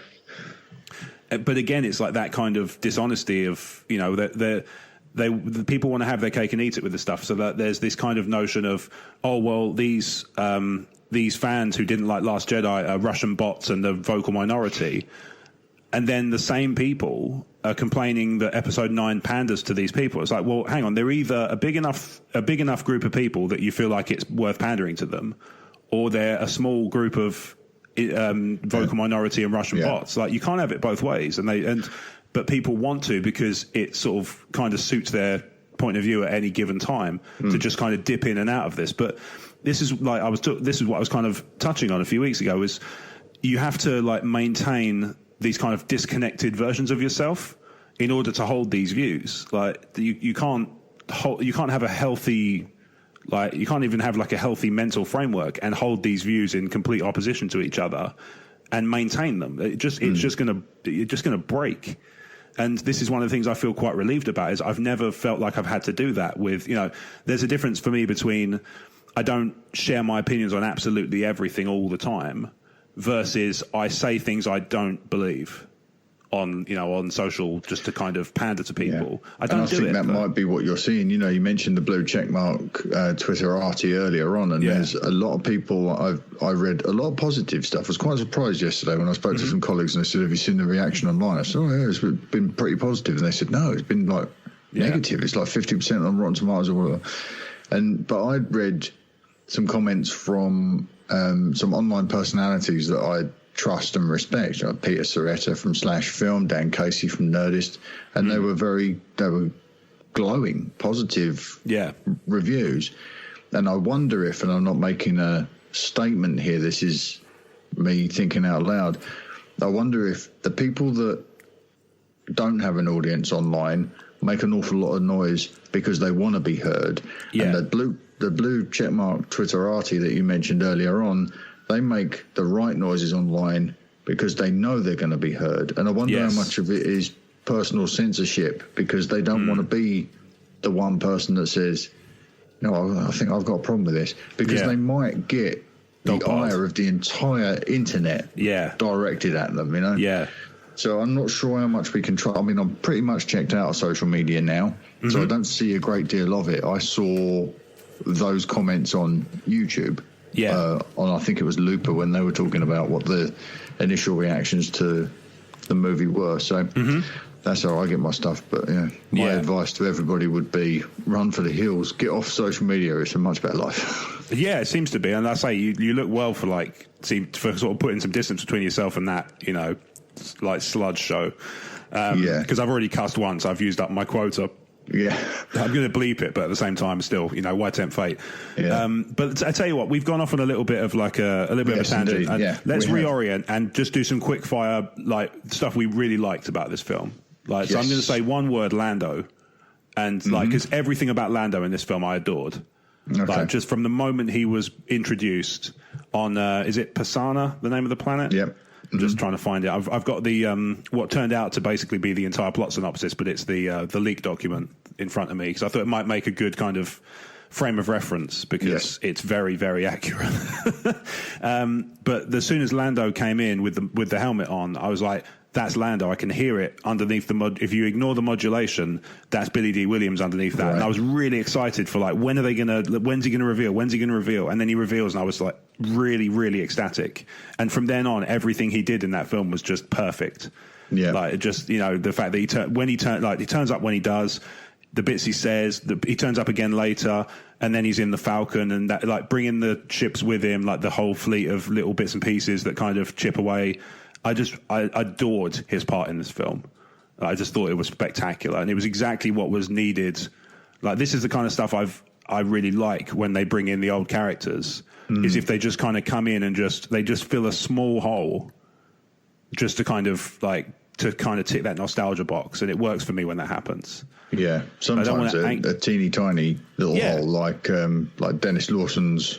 That was very blink quick. And you'll miss it. Oh. Yeah. It was like, nice shot, Lando. I was like, wow. What a shame. Is that all he's going to get? Yeah, it's like, they're making this big fuss about him being in the film, and then that's it?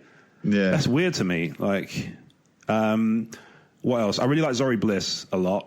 Yeah, she was great. She had a great look. I actually really love the extra layer they gave Poe with the sort of the shady background. I liked it. I wish they'd spent more time on it. Because again, it was this sort of, you've got this complicated backstory. Anyway, it was that kind of level of. That, I liked the premise.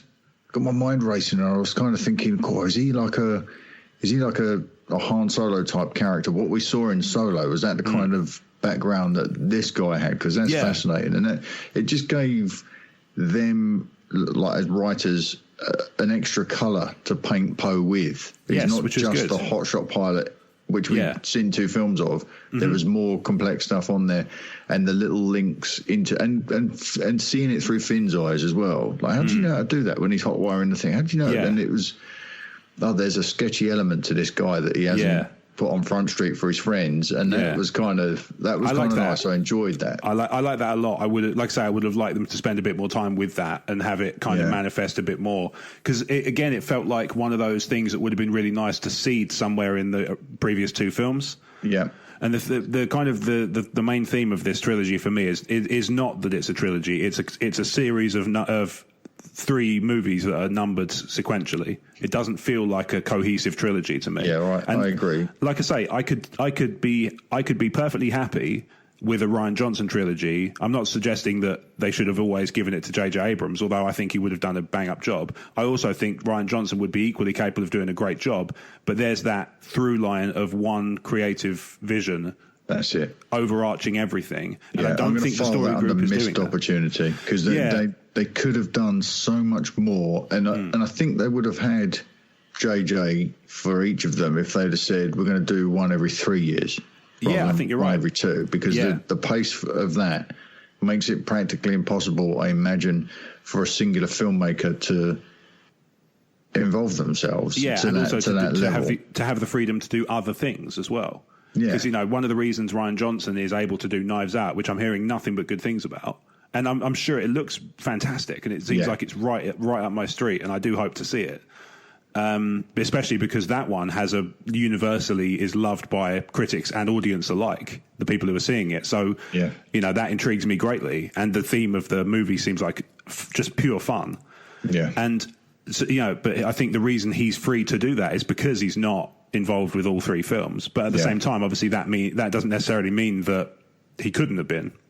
No. And it sort of feels like, it makes me, in a way... I've made lots of points of saying that I think the way they handled the whole Colin Trevorrow thing was, I was unhappy with the way that was handled.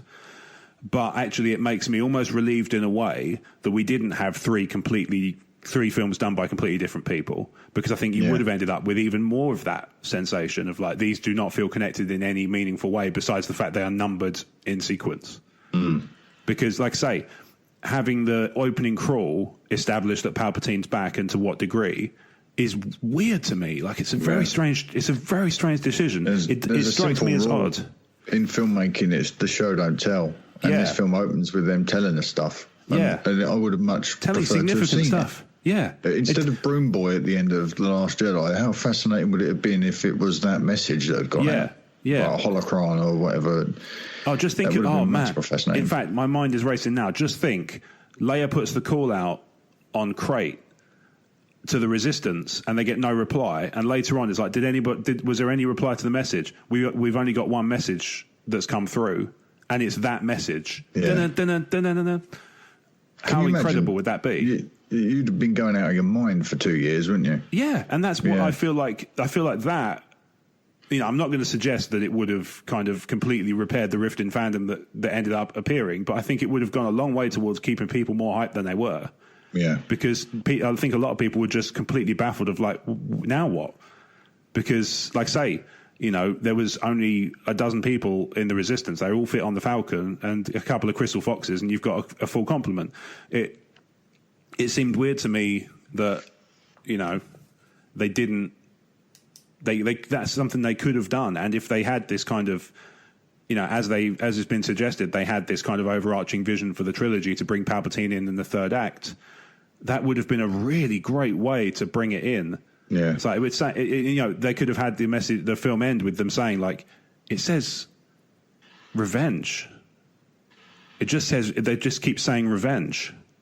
And then you just end the film there. And everybody's like, who's revenge? What revenge? Wait, what? Yeah. Who is it? And then if they say, Palpatine's back, they'll be like, that's the revenge. I get it. Like, instantly it clicks for you. Whereas this one, it feels like, wait, what? Why is Palpatine back?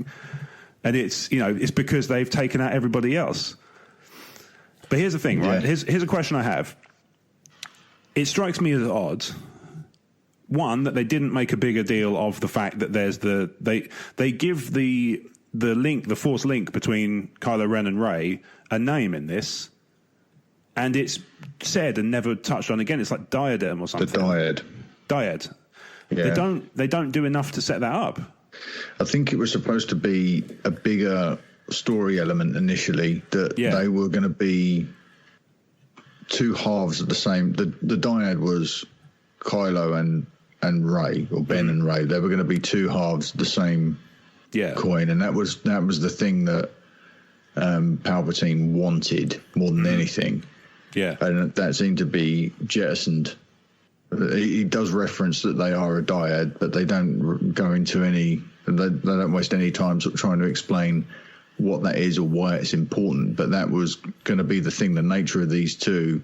Yeah. The awakening in Rey was a reaction to him because they're two parts of the same thing. So she would never have had an option to just ignore the call and stay where she was, because it was she was going to be dragged kicking and screaming into that part of her destiny. Yeah. And that is a fascinating concept.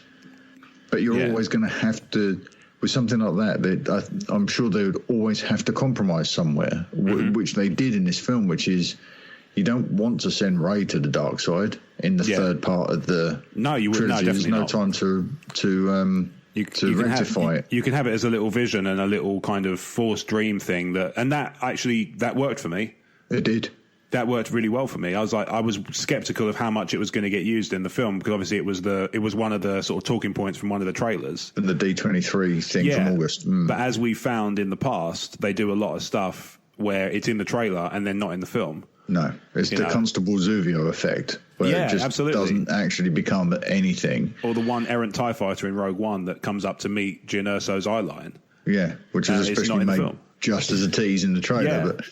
But those elements, that false vision she had, that it's been there previously, isn't it? Like Anakin's dreams or Luke's vision on Dagobah, they're always there. Those characters are always subject to them. Like even Kylo has one of his father in this movie, so they're always present. The subconscious is always something that the turmoil is internalized.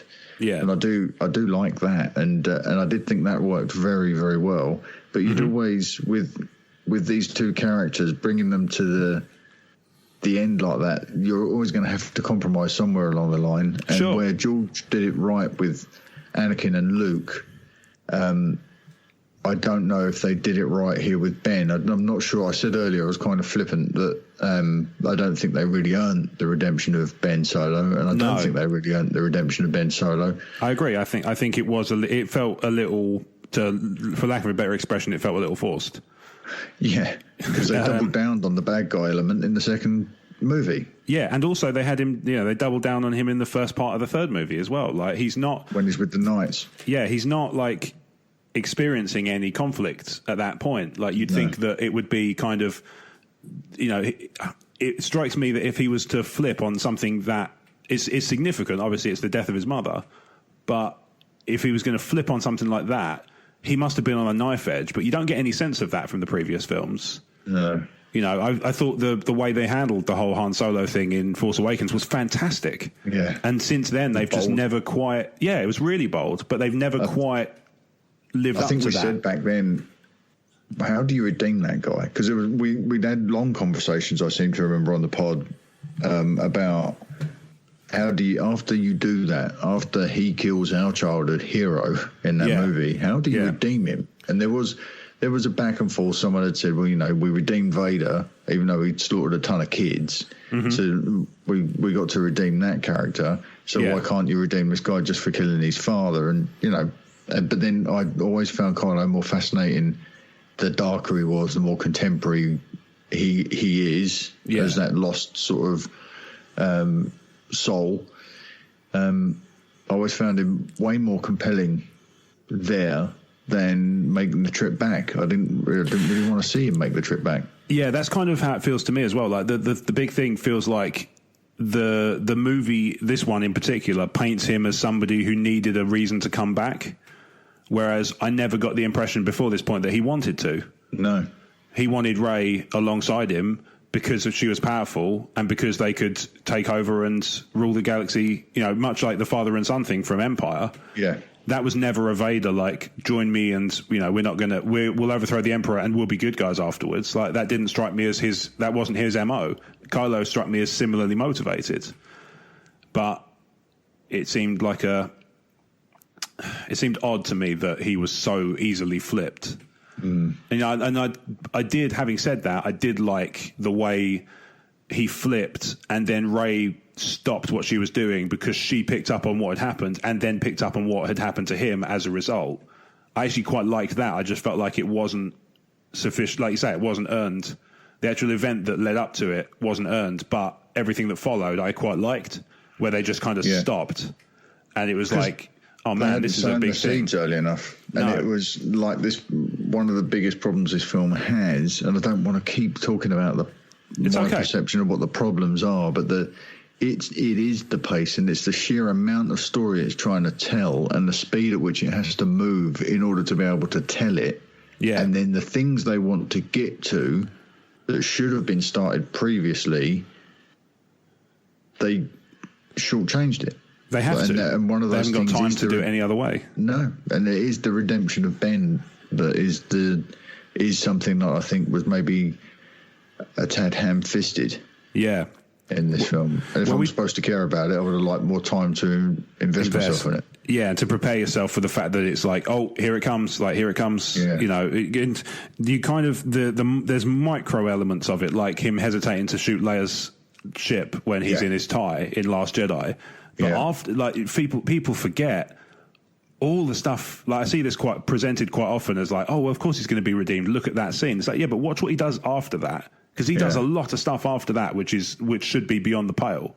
Yeah, in comparison. And one of those things from Last Jedi in particular is after he's taken out Snoke and they've taken out the Praetorian Guard, she says, quick, stop the cannons, they're destroying the escape craft. Yeah. And he just doesn't.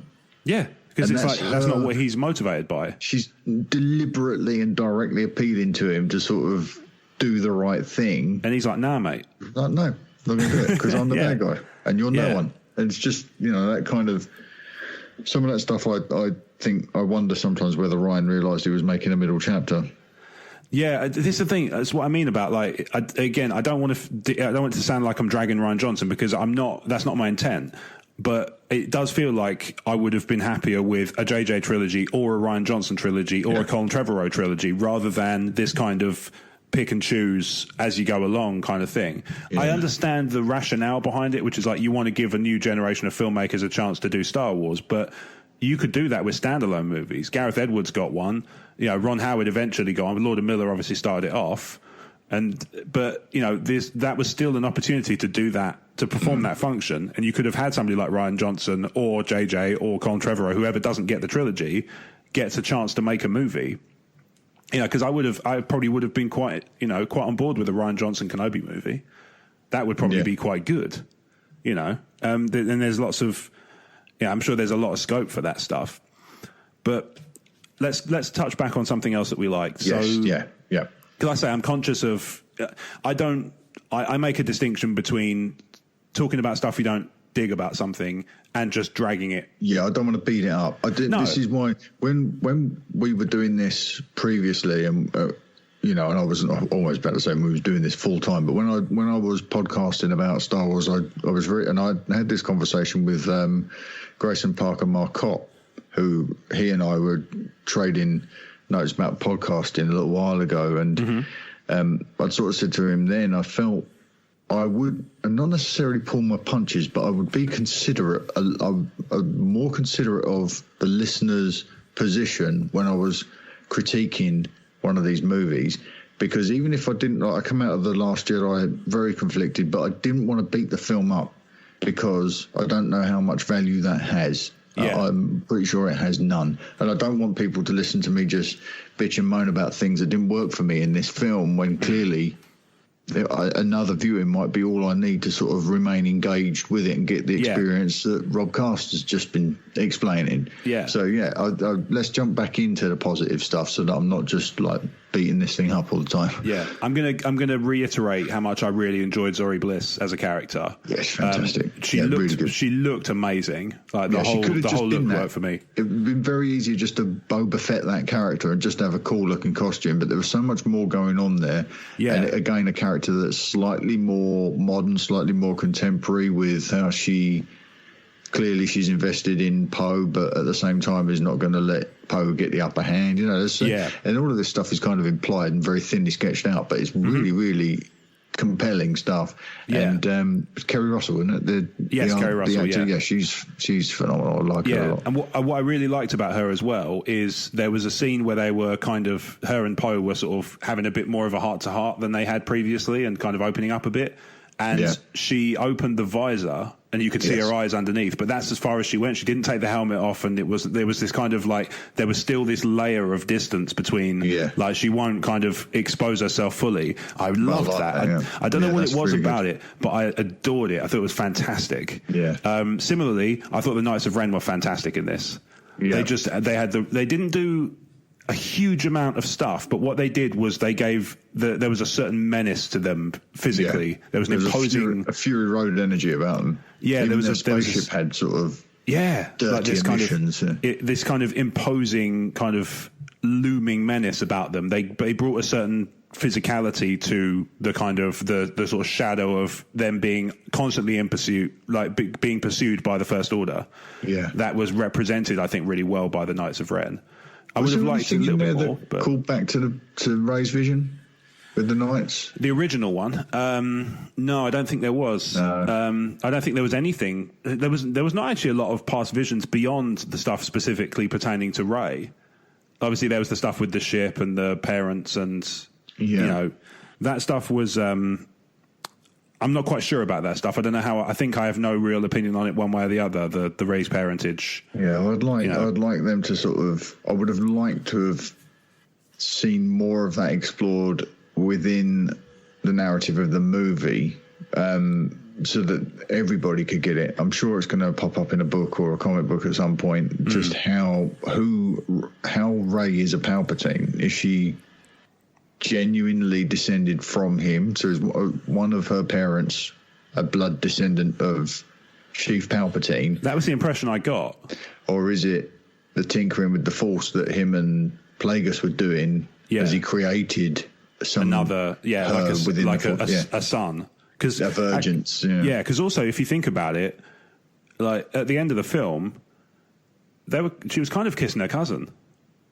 Because if you accept Palpatine as like the kind of creator of the Anakin, surrogate father of Anakin, they're actually like in fact I think she's his aunt, because like he's the grandson. He would be kind of the de facto great grandson of Palpatine, and then she's the granddaughter of Palpatine. So she's actually a layer above. So it's actually like. It's a slightly weird relationship. It's another corner of the story that didn't get enough light. But that sort of feels like a kind of a slightly clunky reshoot decision to just like, we'll have them kiss because then people will see what's going on. It's like, I don't think you needed that, because I think the whole you'd already had Kylo Ren see her. Let's say, regardless of what you feel about the Force healing magic, for me that's incredibly Deus Ex Machina, but you know, it tells the story you needed to tell, so whatever, I guess. But he'd seen her put her hand out on his kind of stomach, and then his wound had healed. He did the same thing to her, and you could have stopped it there, and that would have been sufficient. Like, that would have been all you'd need. You didn't need them to have any more physicality, any more contact than that. That would have been sufficient, because it was no more sufficient to have them kiss, because I don't think they did a good enough job of setting up that was what was, you know, they did a one line. I just put, it was the way she delivered it so flippantly, like, I just gave it some of my Force energy to heal it. It's like, that changes quite a lot about the history of Star Wars. Like, Obi-Wan could have if he was that desperate to keep Qui-Gon alive, that would have been a possibility. This is the problem, isn't it? When you go back, it does, when you start applying the new knowledge to the old stories, it does start to sort of come apart a little bit.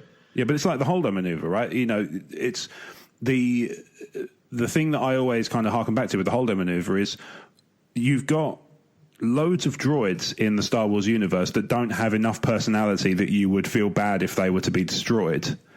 And you see them destroyed in the films. Yeah. What's to stop you from building a needle ship, like basically a ship that's a long, thin point with a droid inside that doesn't require a pilot, that's cheap to make, and you can just fire it through the middle of a Star Destroyer, job done.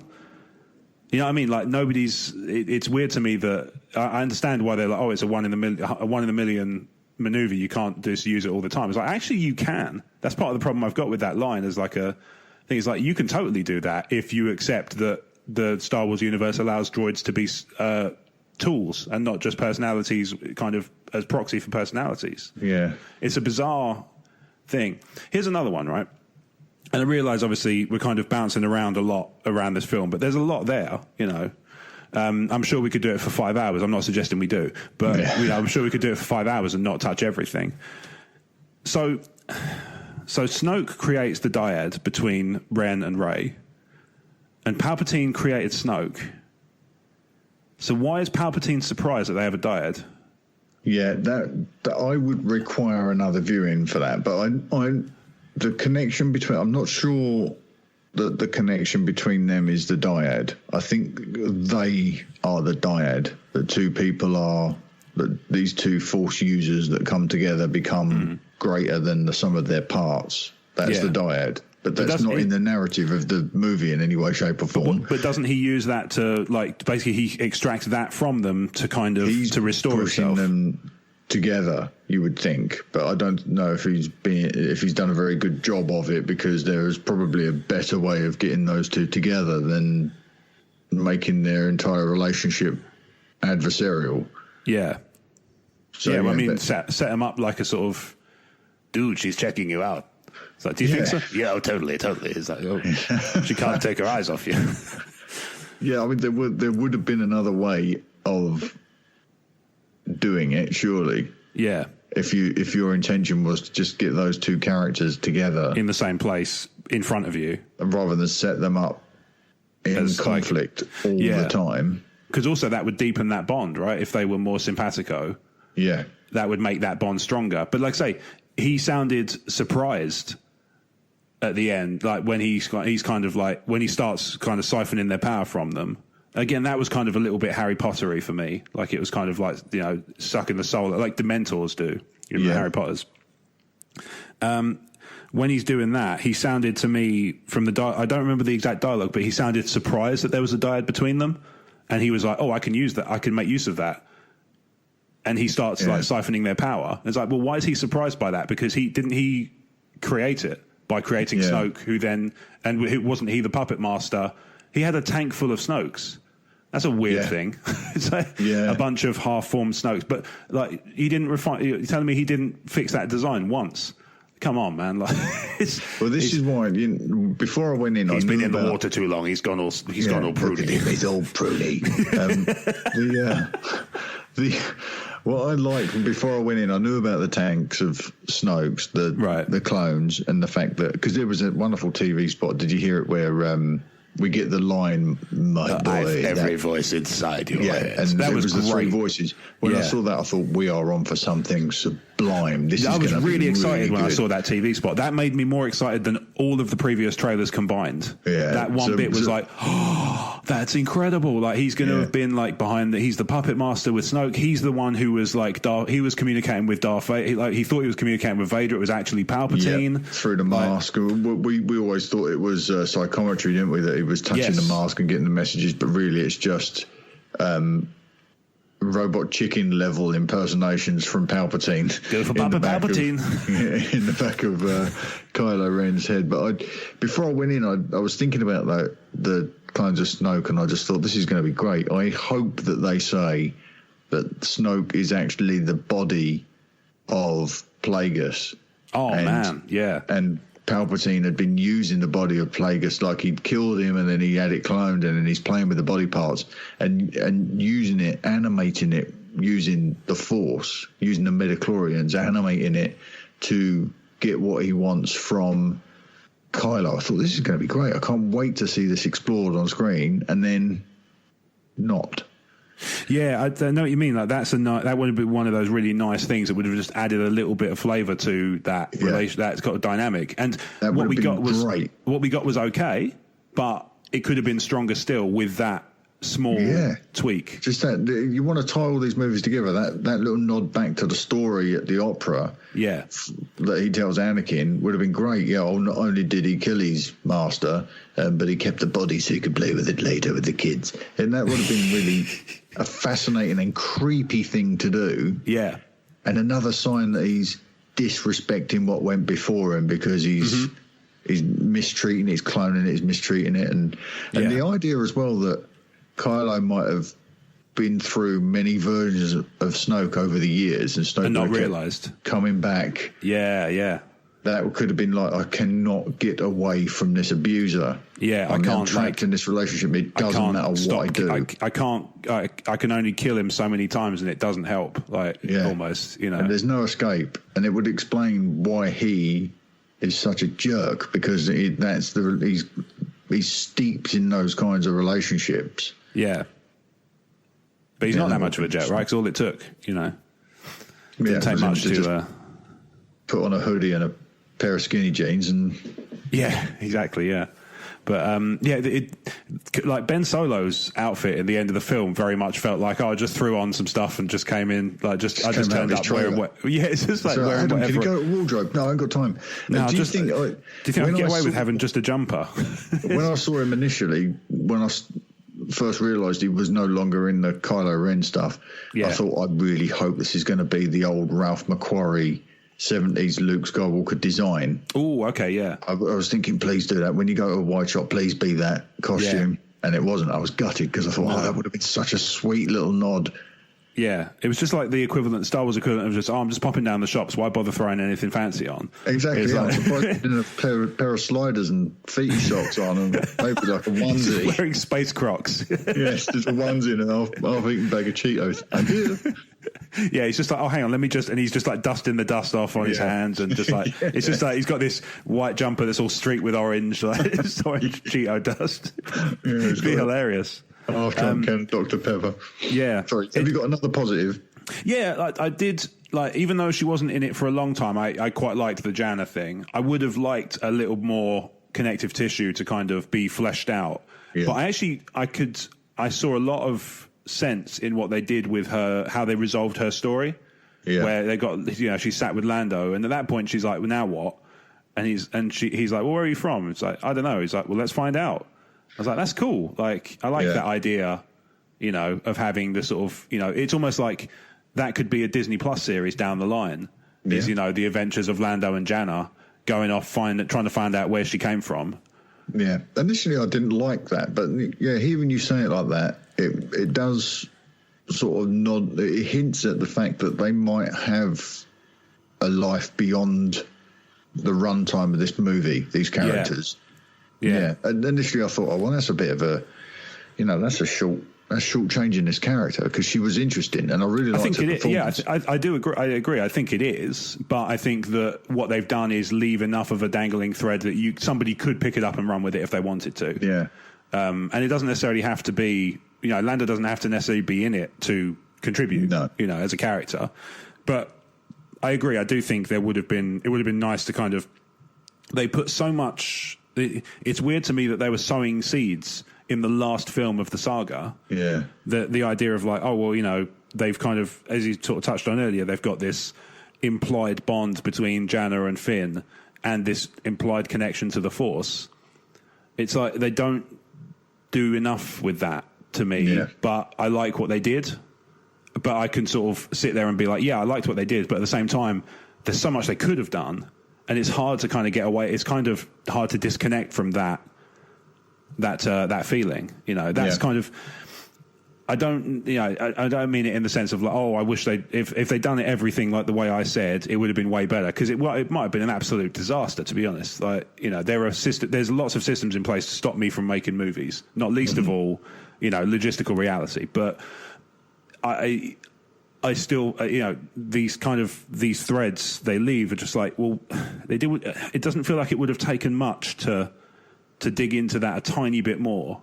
Yeah. And to kind of, they had this sort of bond, and it's like the third act of the third film of the third trilogy. It's like, this is not the place for having the sowing seeds. That's the place to tie everything up. And they did tie up a lot of things, but there was a lot of stuff, I think, a deceptively large amount of stuff left dangling. Yeah, because they introduced Janna and that sort of element that maybe there's a connection between her and Finn and their origins, and maybe the awakening had something to do with why they all split. But then you introduce that character and there's a story trait there that you can't explore because you don't have time. Yeah. But then you bench Rose.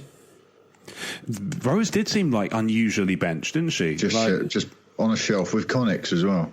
You have these interesting characters that kind of made their way up from background to the foreground in the other two movies. And I mean, Connix had the opening like the opening scene in The Last Jedi. Oh yeah. Billy Lord, and then nothing. She's got I think she's got one, maybe two lines in this film. Yeah, there's not a lot there. Rose didn't have a great deal more, and it just seemed a bit of a shame that you're introducing more characters. And I'm all for more characters, and they're interesting characters, and there's this wonderful diversity. Although I'm sure that wasn't the intention, but to shelve Rose after we just spent a movie with her, and there's an interesting dynamic between her and Finn. Not sure where it's going to go, and then all of a sudden, we're done with her. We're going to introduce a new one. Yeah, or a new group. Yeah, it's kind of an odd choice. Yeah, it is strange. Like, there's a lot of things that are kind of introduced and then never really done much. Nothing much is done with them. No, I mean, you can do it with small cool things like the light speed skipping and coming back with a Falcon on fire. That stuff's great. That's just like the texture. That's the aroma of Star Wars. That's like the space piracy and the risk and the. It's brilliant. That stuff is great, and that's like Han and Chewie sort of trying to make it through the asteroid field and just about being able to keep on top of repairs and things like that. Yeah, those elements are present it to its limit. Yeah. And they're fantastic. So they do a really good job of throwing that stuff in, and it's all part of this soup that makes Star Wars work. Yeah. And I love that. And they play around with that and they explore that, and that's really cool. Yeah. It just makes you want more, though. It just makes you want more. And it makes me frustrated for, the whole, we've got Rose, put her on a shelf and introduce Janna. Yeah. That's kind of what we got with... we've got R2-D2. Let's put him on a shelf and bring in BB-8 in The Force Awakens. Yeah. And now we've got BB-8. Let's put him on a shelf and we're bringing Dio. And it's like, JJ, stop opening new toys and play with the ones you got, because they're perfectly fine. I enjoyed what we had of Dio. Yeah. It made for some.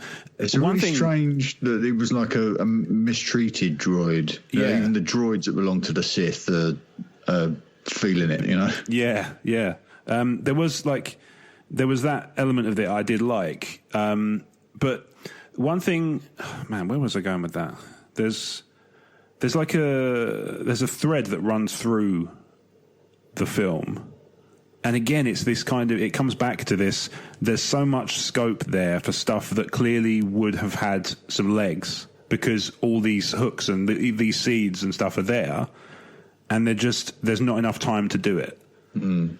And it's much like, and I'm not suggesting that these things are comparable in terms of, I know a lot of people, so Game of Thrones is what I'm going to make the analogy to. The last series, a lot of people were disappointed with, because they felt like they didn't, again, it was like they didn't feel like they'd earned the payoff for certain character moments. And my contention has always been they did, but much like this film, they earned the concept, but they didn't put the effort into fleshing out the execution. Like, with Game of Thrones, the last series, for me, it felt like they made decisions to tell certain bits of story that took time that could have been spent fleshing out other bits, which actually were the ones that the story hinged on. The kind of the core characters, like your Daenerys and your Jon Snows and stuff. And for this, it felt like the same sort of thing. It's like, you've got... I was very disappointed with Finn's kind of sidelining in Last Jedi. He sort of felt like a bit of a sort of secondary character. And he was supposed to be one of the main kind of draws of this new trilogy. And I've got a lot of time for John Boyega, so I was disappointed by this. I actually really liked his role in this, because he did some really cool stuff. He's the one who threw the chain, like almost Indiana Jones style, threw the chain underneath the wheels of the sandbike and made it and destroyed it. And it's like, that's a cool thing. Like, that's the kind of thing heroes do in these films. Yeah. And it doesn't necessarily always work entirely as planned, because it's Star Wars and that happens. Like Han Solo stepping on a twig as he's sneaking up on a stormtrooper is that kind of level of stuff. Yes. But he had way more of those things in this film, which I really liked. Yeah. And he had, but then at the same time, he had this... I saw somebody point this out on Reddit earlier, when I was reading it earlier. He had this thing he wanted to tell Rey for half an hour, and then he just dropped it like it was no big thing. Yeah. Like, Do you think that might have just been a hangover from the previous films where, we'd seen him sort of obsessing over Rey? It was almost like he imprinted on her when he came out of the First Order, and she became everything to him. Potential, hope, like an avenue out, a way to a new life. And maybe this element of their connection in this film was a rollover from the stuff they'd introduced in the previous two. They couldn't justify just dropping it. Yeah. And I don't know whether it was a romantic interest or if it was something to do with his feeling the Force, or I'm not sure which way they were going to go with it, but it certainly felt unresolved. Yeah, that's kind of a good word for it. Like, there's a lot of these threads that they tied up some. I mean, they got things like Luke's X-wing off Ahch-To was that was a nice example of kind of using a previously dangling thread to advance the plot forwards. She's come down to Ahch-To. She's kind of beside herself because she thinks she's kind of messed everything up and she can't do it, and she's sort of walking away from the battle. But she sort of crashes it on Ahch-To, and then she's like, I've got no ship. And Luke said, you've got everything you need. And then he raises it out of the water because apparently now the Force Ghost can imprint on the physical world, because we established that in Last Jedi, which again just raises more questions. Like, why, why do they need Luke to take the Emperor down in Episode 6 when Ben Kenobi and Yoda could just shank him in his sleep? Like, I don't understand. Like, again, like you said earlier, every time they introduce something new to make the film more interesting, epic, like Rey's enormous Force leaping abilities. Like, Rey and Kylo both do it. They're jumping around like, Sonic the Hedgehog. Yeah.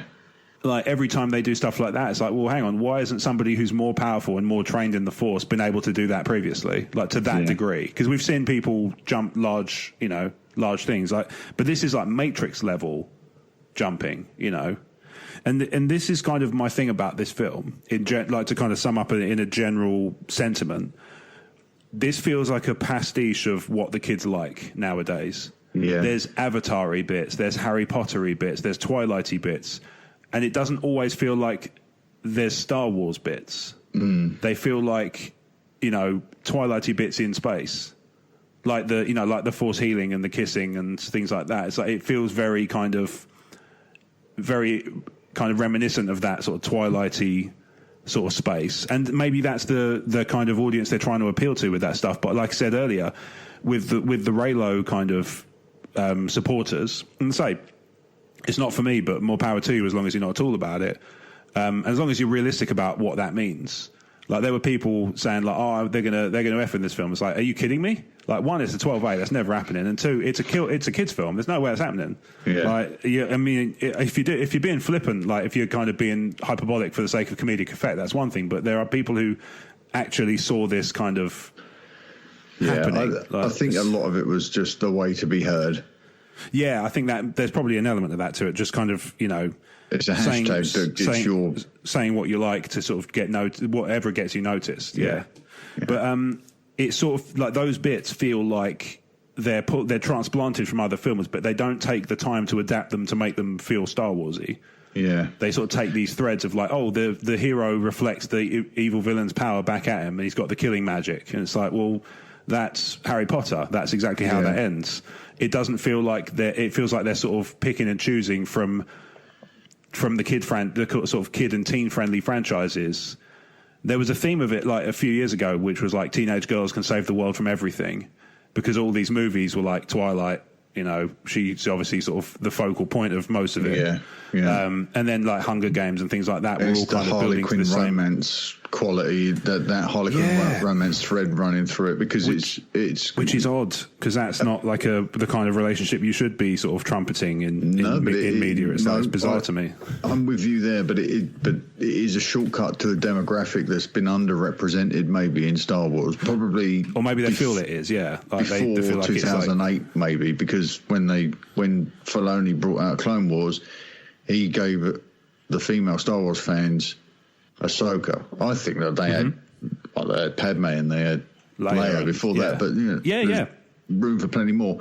Sure. And she was there alongside the boys with the lightsaber. And, you know, from there forward, we've gotten, I don't know, a somewhat... It'd be like if Ahsoka in 2008 was all doe-eyed over Anakin.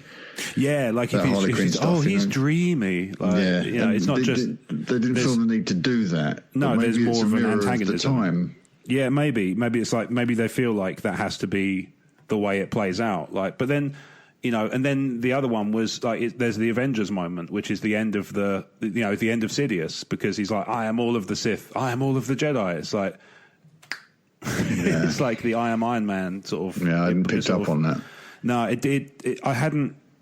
It didn't. It sort of passed me by initially, and then I was like, sort of thinking about it. I was like, hang on, that seemed very Endgamey, like that same level of like, and again, it's about those moments that they're playing for and they don't earn. Like they're sort of, you know, they're trying to go like, we'll do an Endgame thing, and then it's like, Rey's epic just because we did that. It's like, well, no, the work that you do up until that point is what matters, not the last moment. Because the reason Tony Stark works in that position is because he spent these last 10 years building everything that's going on behind them is because of what he started. 20 movies. Yeah, it's because of what he started with the first Iron Man and all the stuff he began doing then is builds to that moment, and it's like they've earned it all up until that point.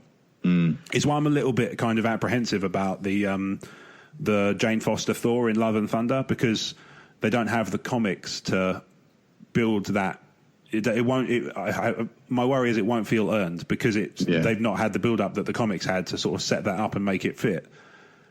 So like that kind of moment will always kind of, for me, just kind of fall flat because it's not been built to. It's just a thing of like, here we go.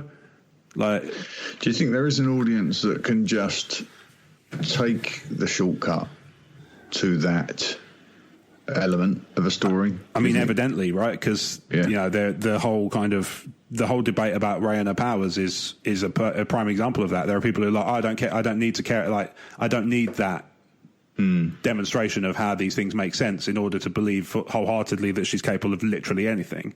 Yeah, clearly that's the case, right? We saw more underpinning of that in this film in a short space of time than we've seen in the previous two films combined. The stuff that where she was training in the woods, where she was floating, she had the rocks around her, which was initially, as I understand it, how JJ wanted to end The Force Awakens with Luke doing that exact thing. Yes, so he transferred that over to the Rey character in this, and her failing at things and going back to Leia and giving her the lightsaber and saying, "I'm not ready yet." Yeah, I liked that. That was the kind of her working towards something. Cultivating a skill set, cultivating a set of values around her abilities.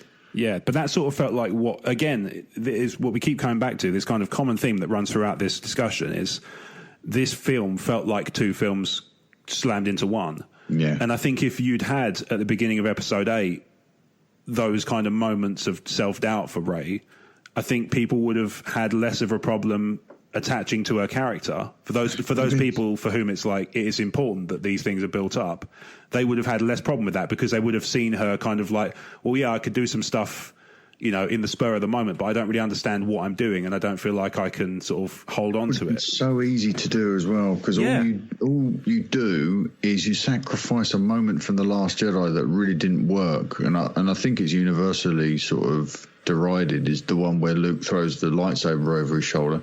Yeah. And you just jump forward a year and say Rey's been training on Arc 2 for a year, and that exchange between Leia and Rey, which personally I prefer because it was between Leia and Rey, and I'm much more intrigued by that dynamic of Leia being a Jedi Master and Rey being her apprentice. But you could have given that to Luke and Rey on Arc 2 and just said, like, she's been there for a year training, and that's the rapport they've got. She's floating with rocks, and she's saying, "I'm not ready," and he's trying to bolster her confidence, and she's trying to slow down her growth within the Force. That stuff's interesting, and all you do is jump over a year, and in that time, it could have been while she's isolated on Arc 2. This message has come out from Palpatine. Yeah, you know, there are ways that that singular creative vision, which, all right, if you're going to have different writers and if you're going to have an accelerated production timeline of 2 years, different writers, different directors, then the producer is your singular creative vision. Or your and story it should group. be Kathy that says, or the story group, they're asleep at the wheel. Yeah, it's like, it's weird to me. What the hell are they doing? Yeah, it's a really good question because, like I said, the fact that Chewie gets a medal at the end of episode 9 only works if you don't understand that the comic books have answered that question. But the story group should know that because they should be on top of that. Yeah, well, they do know that, but this is a way to get it to the main audience, the feature audience.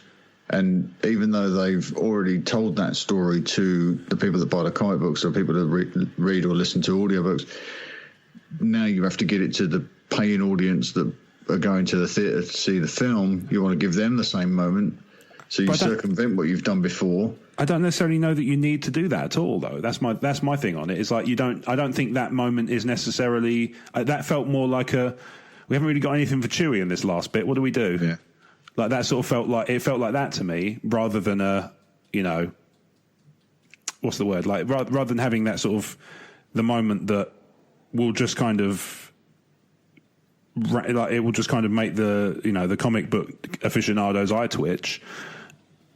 You have nothing in that space, and it changes nothing.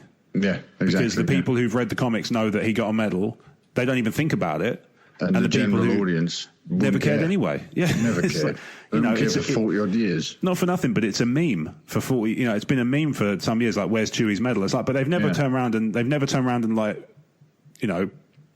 done a press release to say, "Oh, we got one. Don't worry," because they don't care that much. Like, no, because it's not important. You don't give the dog a medal.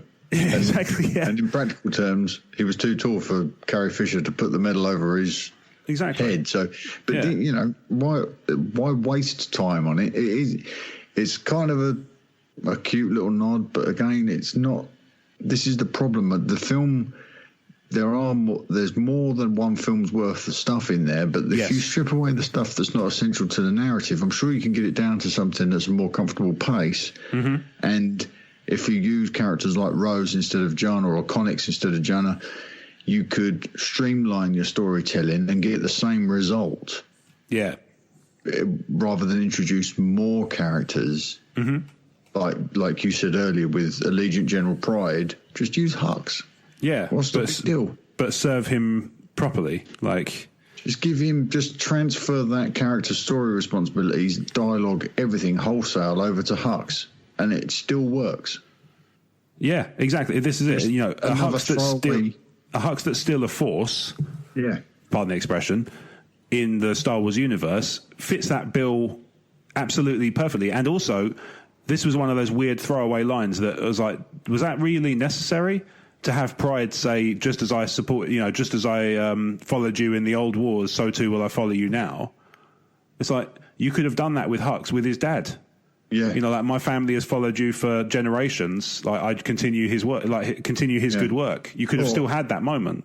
I followed you when you were playing with your food and puppet mastering Snoke, so I'll follow you now because, apparently you're the same guy. Yeah, exactly. Like, it's weird to me.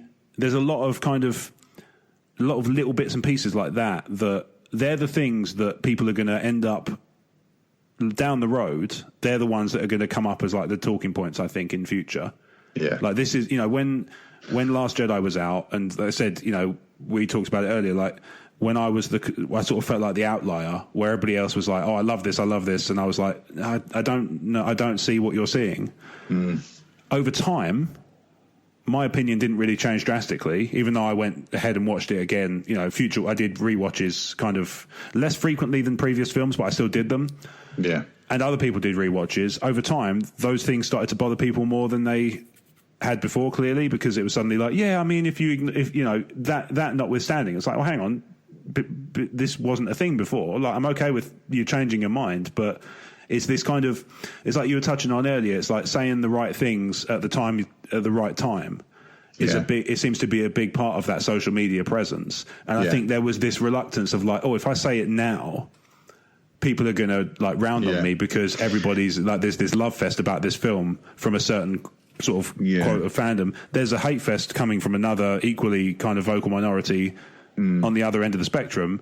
But I don't mind about upsetting them. I think you might have heard that from me a few times this evening, where I've been very conscious of the fact that I keep being pulled into negative commentary about this film, even though it should be said I still adore Star Wars, and I'm sure you had fun with it for what it was overall. Yeah, the frustration for me was I kept getting bumped out of the movie. I kept getting bumped out and thinking, why have they done that? And I shouldn't be thinking that. I didn't think that with The Force Awakens. I did with The Last Jedi, and I just watched The Last Jedi again this week, and the things that bumped me out of The Last Jedi fall into two categories, where I can headcanon them out of existence, or I can just ignore them and choose, like at the moment where Carrie's floating back to the ship after the explosion. Yeah. I can just not spend too much time thinking about it. That moment's soon over, and we're back on into the...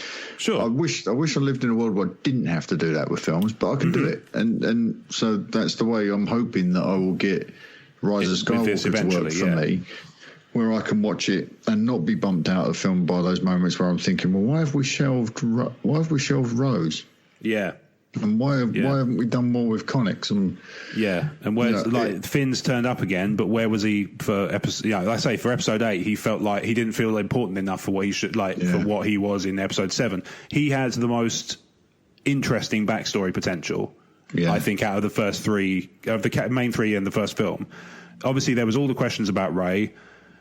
But at the same time, I thought Finn had so much potential for storytelling there too. Maybe to the same degree even, I would say. It's almost like he was designed to mask Rey, because they wanted to pull Rey out at the last minute in The Force Awakens and reveal her. And him and all of his interesting qualities were there just to mask Rey and hide her importance from us. Well, I've long maintained that that's the reason why the toys of Rey were in short supply up until shortly after the film came out, because they were hiding that. They were masking it. Lightsaber and stuff. You couldn't ship Rey with a lightsaber and protect that secret. Yeah, tell Reylos about shipping Rey.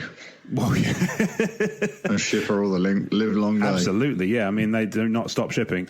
I want to throw another positive your way. Go for it. And that's we finally get Rey, Finn, and Poe doing stuff together. Yeah. And there's, through the performances, there's this beautiful sort of suggestion that they've been through a lot together. Yes, and there's some friction between Poe and Rey. Yeah, they bicker over the Falcon. Yeah. They can bicker. Like, they're that familiar now, because we know that they met before, but they had their formal introduction at the end of the last film. It was all very cordial and all very polite. And in this film, it's like, what have you done to the ship? Or what have you done to Han's ship? That was a nice touch as well. So I liked that. I really enjoyed that, because what I like is, it doesn't have to be what exists between the opening crawl and the closing credits. There's a suggestion that stuff's happened outside between the cracks, time. And I like that, because it implies that they exist when we're not watching the films. Something's going on. And I like that very much. That was very much present in the first movies when we first dropped down to Hoth, and there's a story that's untold there. The flight from Yavin 4 to Hoth would have been an interesting story to have seen, but equally, in the spirit of the old RKO serials, it's a story we'll never see, because we're coming in at the end of it. And that dynamic between Finn, Poe, and Rey all suggests that there are adventures we won't be privy to, because they happen between movies. And I like that. That's very much a George Lucas sort of thing. And we might get them as a book or a comic or something like that, but you don't need... This is the thing. There's equally good examples of them doing this stuff correctly, but doing this stuff well in a way that lands for people like us. Yeah. And there's but then it's like there's a moment where they do the opposite thing, where it's like, oh, they've got this, like you say, they've got this really good shared kind of, you got this kind of implied experience off screen with these three that have kind of gelled them as a unit, and then go for Papa Palpatine is in the crawl. Like, it's mad to me, like that's they've got like the kind of, they're doing really well in some aspects of it, and then they're doing these like really kind of weird hatchet jobs in the other direction. It's like it's weird to me that both of these things exist in the same movie. It's very strange. But then, I keep coming back to it. This to me feels like what episode 8 and 9 would have been if JJ had been in charge of the whole thing. Yeah. It feels like you spread that out and you've got the trilogy. Yeah. Like, you end Force Awakens with Starkiller Base. Maybe you do have some bits from Last Jedi, in the mix, like the Snoke kind of being dispatched, and they think it's all over, and then it's not. But it sort of feels like the story he's had to put in that space, the pacing is off as a result. Like it's all, like I say, it's all over the place. Like I said this about Rogue One at the time. The first act is all over the place, but then it slows down to a good pace, and then when in the third act, there's a lot going on, but it's manageable. Yeah, I remember thinking that actually about Rogue One. I remember thinking that, and we probably spoke about it because we spoke to Anthony Bresnikan about it, didn't we? Just after we'd seen the movie. And it was, we're on Lamu, then we're Barney, then we're on the Ring of Kafrine, and it was bang, bang, bang, bang. And I got the same feeling from this movie where I was sitting there thinking, I can't keep up.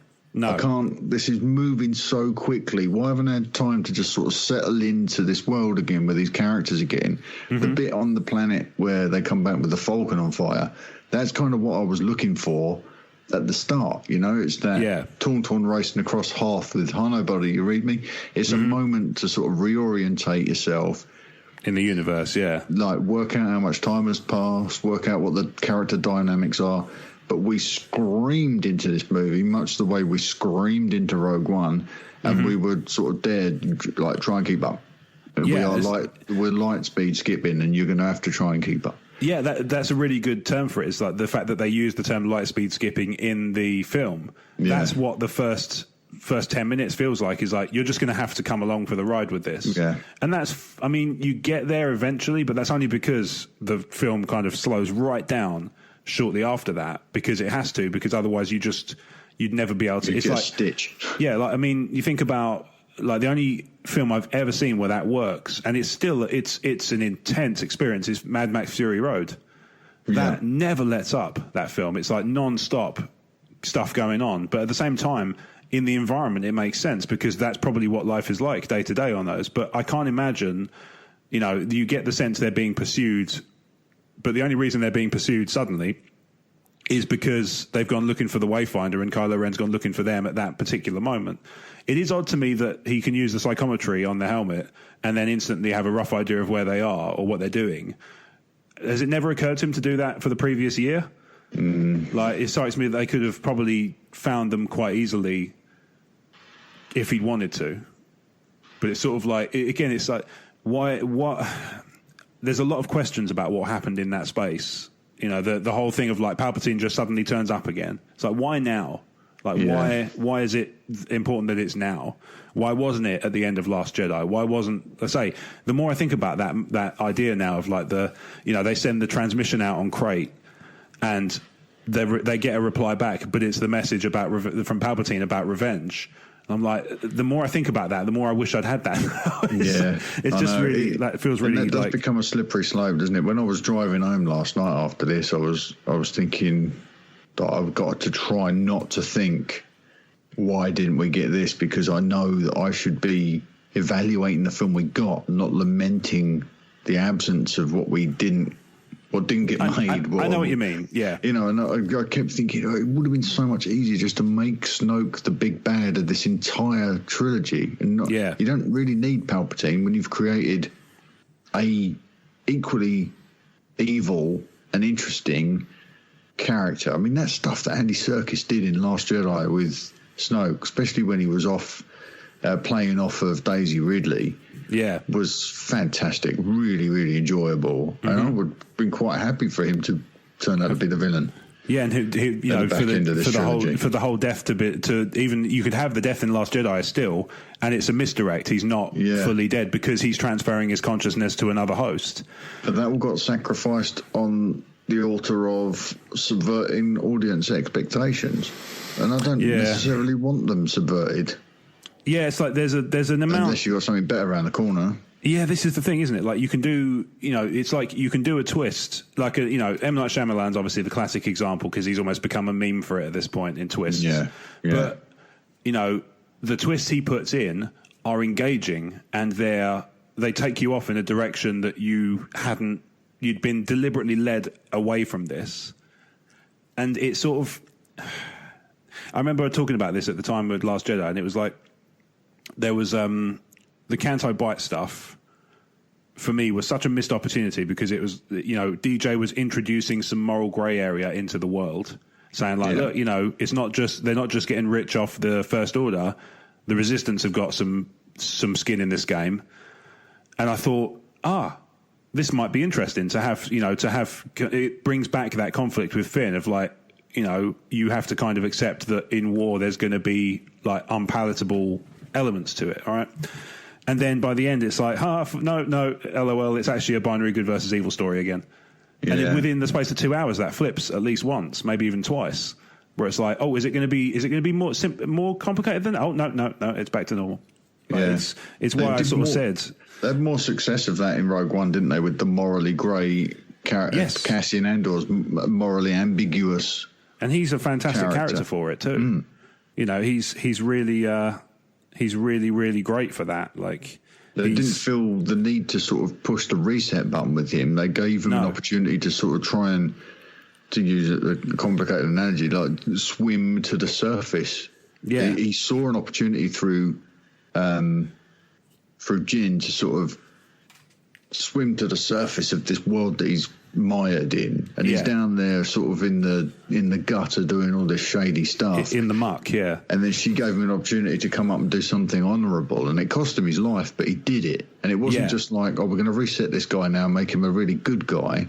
We'll allow him to shoot first, which is why I think George is getting so much friction over the McClunky, is it? The changes that were made to the Disney Plus releases. It's fine to have Han be that morally ambiguous character, because that's the world he's in. Yeah, he has his way out of that. Yeah, that's the arc. We don't need to meet this guy and have him be the good guy from the get-go. It's fine. He can be a complicated character. Yeah, you don't have to immediately simplify him. It is the erasing of C-3PO in this movie. You erase C-3PO in this movie because it's interesting and compelling. Yeah, and then you panic because you no longer have C-3PO, so restore him from a backup. Yeah. And that's not, if you're going to do it, have the guts to go all in. Yeah. And do it and see where it goes. When they did that in the, and this is the thing, this is one of those things, like, I'm almost doing spoilers for my build up to the film as well. It's weird. I'm also talking about, like, because I've obviously made a point of not saying how much I've had spoiled for me and what leaks I've had and what how much I know of it to be true and how much I suspect not to be and stuff. Yeah. But I had most of the plot kind of tucked away. And the C-3PO thing I already knew was a bluff, that it wasn't going to stick. Yeah. And that was disappointing. Like, and you can probably, like, now that people have heard that, you could probably go back and listen to some of those episodes where we're talking about these subjects, and you can hear me, like, not excited about these ideas as much as I could be, because I know they don't stick. I know they don't leave it and they don't own it. And, like you said, they could wipe C-3PO and that could make for some comedic moments. Although I will say this, I actually felt like this film was less funny than... It wasn't less funny than the previous two films. It was trying to be funny less than the previous two films. And I really appreciated it, and I actually enjoyed it more for that. Like, when the funny stuff came, I enjoyed it more because it wasn't it wasn't like a deluge of eye rolling and snark and things like that. There was none of that. Like, John Boyega spent most of The Last Jedi just sort of pulling that horrified look, that face that he pulled. But they did well to avoid that.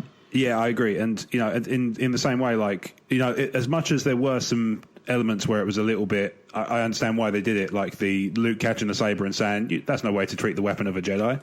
And there's that kind of that he even smirks when he says it, because he knows. That was a low point for me. That was one of those moments that just dragged me out of the film. Yeah. And shook me. Because it goes meta. And I just thought, why have you done that? Because I know that, there's only one way to interpret that, and it's that JJ is scoring points off of Ryan's film. maybe that's not what he intended, but that is, how it comes off, certainly. That is the end result is that's the way it's going to be seen by many people. And so what does that do to The Last Jedi? What does that do to Ryan? It's not necessarily playing fair, and I just think that it's unnecessary to wink into the camera at me during a Star Wars film. It's just not needed. Mm-hmm. Yeah, it was, the Holdo thing was that. Yep, I think and here's a thought actually on that, because I think that the reason they do it is because Marvel succeeds when they do it. But I think maybe the reason it works for Marvel and it doesn't work for Star Wars is because Marvel is set in what is an approximation of the real world we live in, whereas Star Wars is disconnected from that. And Star Wars actually kind of feels a bit weird, and like you say, it takes you out of it when it tries to act like the real world. Yeah, like, it struck me as weird when Poe said, "C-3PO, move your metal ass." Yeah. I was like, I've never heard a Star Wars character use the word ass before, and it was jarring to me, and it shouldn't. And in the last movie, Godspeed. Yeah, exactly. Like, well, where's that come from? When did this happen? Yeah, it's like, oh, okay, so they've got like monotheistic religion in Star Wars now. That should go down well with the old Children of the Force. But when they try and do that stuff, it's like when John Boyega asks Ray, like, have you got what's on Jakku? Have you got a boyfriend, a cute boyfriend? Yeah. It's like you never really had that dynamic in Star Wars before, and it's like I say, it's that effort. I think it's that effort to kind of transplant the stuff that kids and teens are used to in the films they watch, and just try and put them in Star Wars. But again, it comes back to that like ham-fistedness. There's not that effort to disconnect, to add that layer of disconnect that just kind of abstracts Star Wars. And I think it's one of those things that people have always liked about Star Wars is that abstract layer. And that's what I think. In similar way, there was a whole I don't know about controversy, maybe even a non-controversy about Star Trek Discovery using the F-bomb on screen. Yeah. And people were kind of put out by that.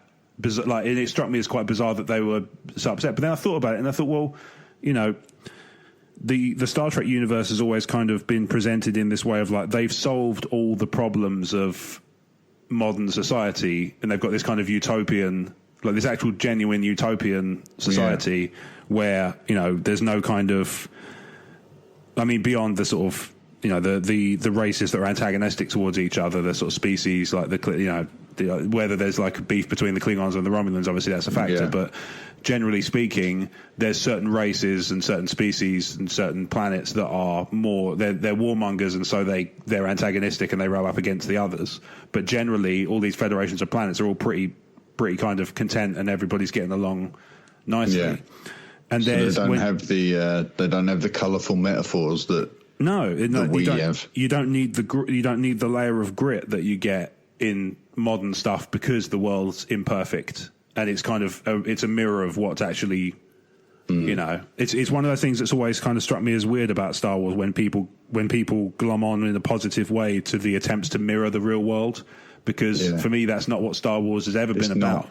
The whole mythic side of it's supposed to be this mythic of it. It's this mythic abstracted layer of storytelling, and you can have the comparison to draw is the Empire in the original trilogy is an imperialistic, galaxy spanning, almost like borderline fascistic entity that's kind of loosely based on anti-Vietnam War sentiment. Yeah. The First Order is Nazis in space. Yeah.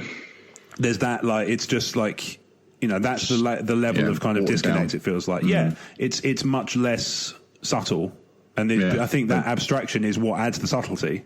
Go and look at JJ's Star Trek and see how his view of Star Trek compared to Gene Roddenberry's view of Star Trek and the utopia, and just how much of a contemporary world snuck into JJ's take on Star Trek, and how completely different they feel.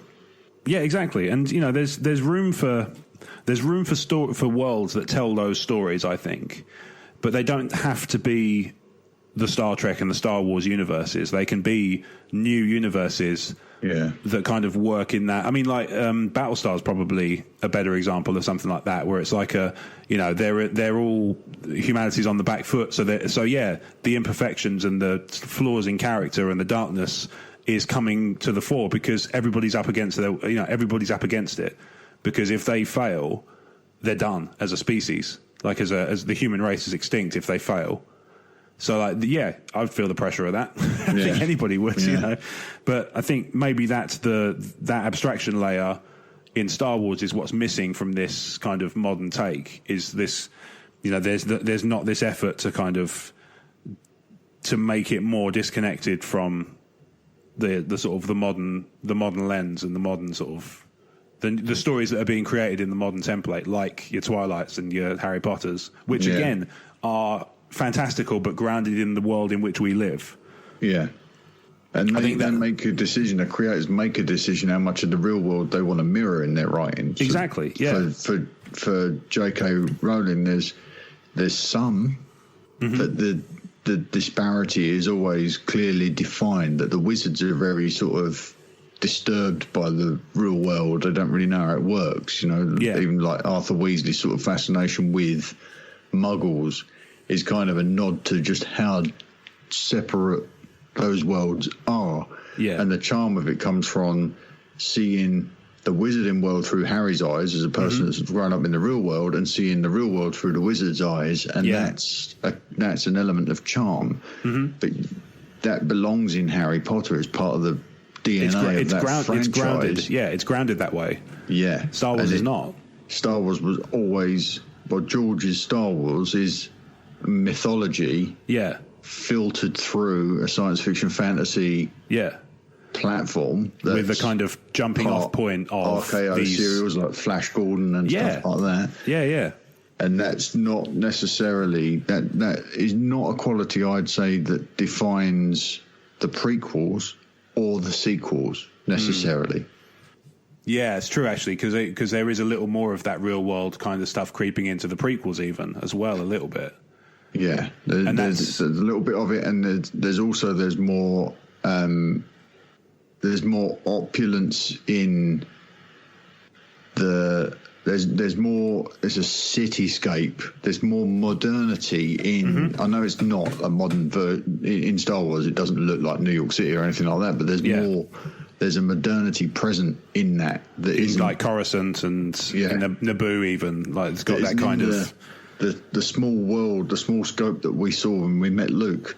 Yeah, like little dusty desert planets that are like the Wild West, and big stark space stations which are out of Flash Gordon and that kind of thing. And in the prequels, all that stuff's gone, and there's certain those elements are certainly missing from the sequels.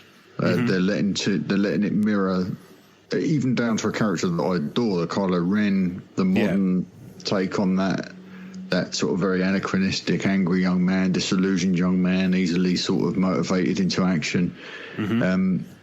He's a very modern character that probably wouldn't have worked in either the prequels or the OT. Yeah. Because we're allowing the real world to mirror in the fantasy a little bit more. Yeah, exactly. It's like maybe that's the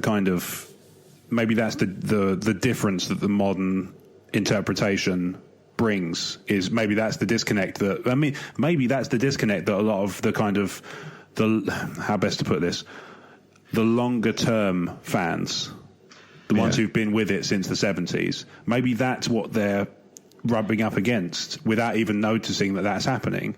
They're rubbing up against that modern lens of these things are being created in a different time, in a different world where the media expectation is different. And, regardless of where you think the failing lies in terms of who's kind of got the wrong end of it, it doesn't really matter. The fact is that is what it is. Like that's the world we're in now. And, you can see it in the reactions to things like The Mandalorian. People are enjoying that sort of gunslinging almost like Western. There's a bit of samurai stuff in it, obviously, because that you can draw from more than one source, and that's okay. Yeah. Internet. But and Star Wars. Yeah, exactly. And it draws from Star Wars. It's equal parts the samurai stuff, the Kurosawa type samurai, and also the Sergio Leone Western and the George Lucas Star Wars, which has become a thing of its own. Yeah, that you can sample and use in Star Wars. So you're mixing those elements together and they become something quite intriguing, and it really does work. I mean, it's got its own set of, I'm not going to say issues with The Mandalorian, but it's got its own set of things. Like, I don't know how many people have picked up on this, but you only ever get, this isn't really a spoiler either, you only ever get an A story. Okay. You don't cut away to anything. Yeah, it's not like meanwhile, the Legion of Doom. There's no wipe out to another location, another set of characters. It's all. I mean, there's the most recent episode. Maybe there's a little bit of that, and maybe we're starting to get there now. But the way they managed to make a 30-minute show feel like a 2-hour-long show is that you're just pretty much focused on the A story. Yeah, and you're immersed in the world as well. And that takes some doing, I imagine, because you're writing a lot of story that you don't get to snap away from and regroup at any point. It needs to be cohesive and play out. It's very well done. True. Yeah, I mean, maybe Filoni and Favreau are where the money is for the future of Star Wars. I think there's a lot to be said for that and like I say, that's not to say that somebody like a Ryan or a JJ can't have input and to make something great within the universe, but I think it's just they need to be given, if they want to tell a trilogy story, they need a trilogy to tell it. You can't have one film. Okay, you've done your bit now. Somebody else. It's like it's not a trilogy. Shouldn't be a relay race. I don't think it should be a marathon. Yeah. Like, if you want to tell little disconnected stories, that's great, but you don't have to build that as a trilogy. Do it doesn't Rogue One. Have to be. Do Rogue One, do a solo, do a Boba Fett movie, or do anything. Like, talk about the droid attack on the Wookiees. There's so much love for that, like that subplot of like a Ki-Adi-Mundi movie where he's looking into the droid attack on the Wookiees. Somebody will watch that. Guarantee it. No, we just seen like with Favreau show him create a character like. Well, all right, the silhouette is very much Boba Fett, but it's out of whole cloth, a brand new thing. Yeah. And it works. It feels like Star Wars, and he's got no baggage, and it's great. You can go anywhere with it, and you're not encumbered by decades worth of storytelling on multiple platforms. Yes. You've got a nice big wide open space to go and play in. Why not do that? You've got all these creators, just do that. Yeah, and the galaxy's a big place, right? There's no reason why the characters have to connect. No, you can have little threads that touch, that just kind of brush up against something you're familiar with, but there's a big space to play in. Yeah, there's big space to play in. No Force. It's quite an interesting version of Star Wars to see. I mean, people will say that there is Force, but there's some tiny Force. They don't know what it is. Yeah, they don't. It's not for them. It's not like a way of life. It's just part of something's going on. They've heard rumors about what this could be. That's not the Star Wars that we're used to. It's like, as an audience member, you're out in front of them saying, "Well, we know what this is. We're holding more cards than you are at this point," and that's kind of fascinating. Yeah, totally. So it sounds. I mean, it sounds like when the time comes where I'll be able to dip into the Mandalorian, I think I'm going to love it immediately. Like, I get that vibe from everything I've seen. I'm gonna fall in love with this show. I adore it. I think it's the best Star Wars I've seen in a very, very long time. I might even go back to Empire, but I do have, like, with the proviso that I can be a touch hyperbolic when I like something, and I do like to like things. You wouldn't think it by the conversation we've had this evening about this movie, but with the Mandalorian, they've given me a Star Wars that I immediately connect with, and I love it even for its faults. And there are episodes that are better than others, and there are clearly directors that are directors to watch. Deborah Chow.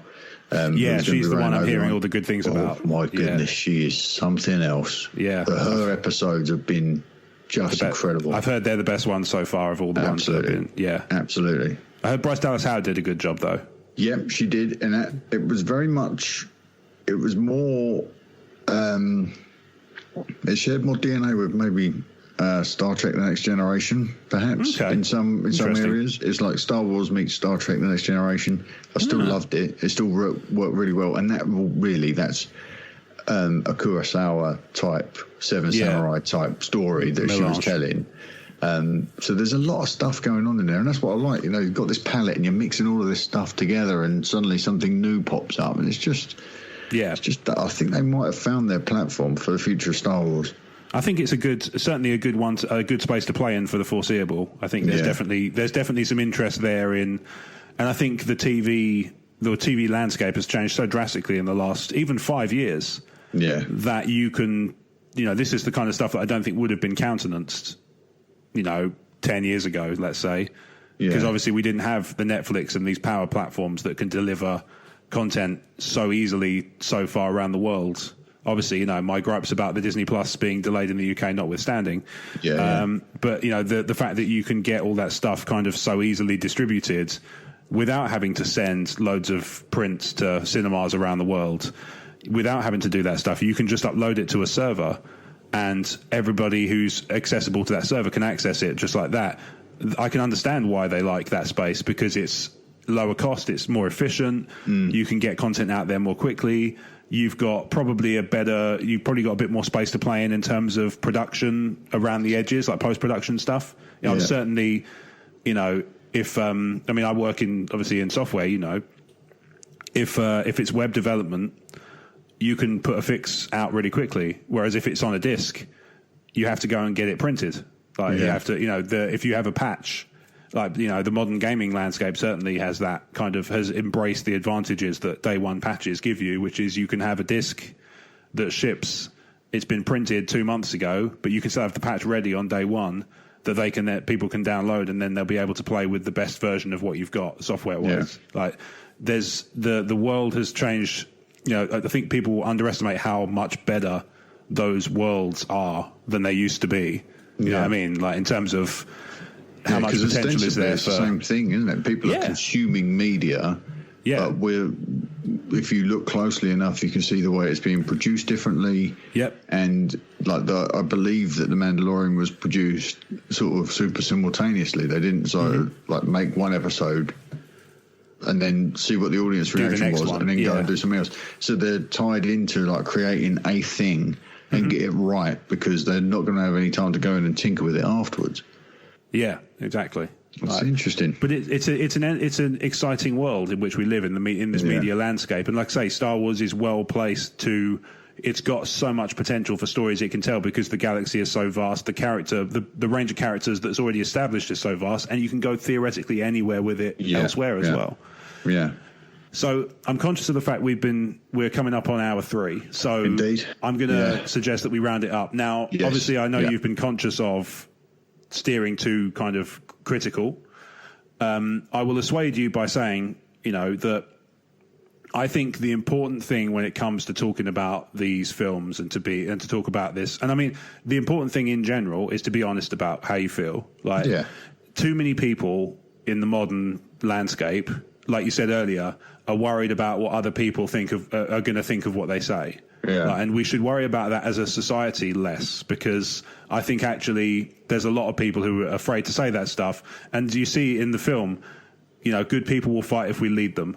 Yeah. It's like if you put yourself out there, in the short term it might feel wrong, but actually I think the discourse is healthier for the honesty. The other thing I would say is there's a huge difference to me, and I think there's two schools of thought there's multiple schools of thought on what's more productive, but for me, the most productive discussions are not the ones that refuse to acknowledge that something can be imperfect. The ones for me are, we went to see, it's pretty clear to me and to anybody listening, hopefully, that if you go to see a film at midnight on the day of release, as we're not teenagers anymore. Like this has you know what I mean? It has a knock on like my day. I had to book the day off work today because I knew I wouldn't have been able to cope with 3 hours sleep and then go to work, because my job is not the kind of thing I can do half asleep. Mm-hmm. Certainly not with any. It wouldn't be useful because I'd have to go back and double check everything I did the following day. So, well, hang on, let me just check it now that I know what I'm doing again. But it's something we're clearly invested in, to the point of going to see these late night showings and these.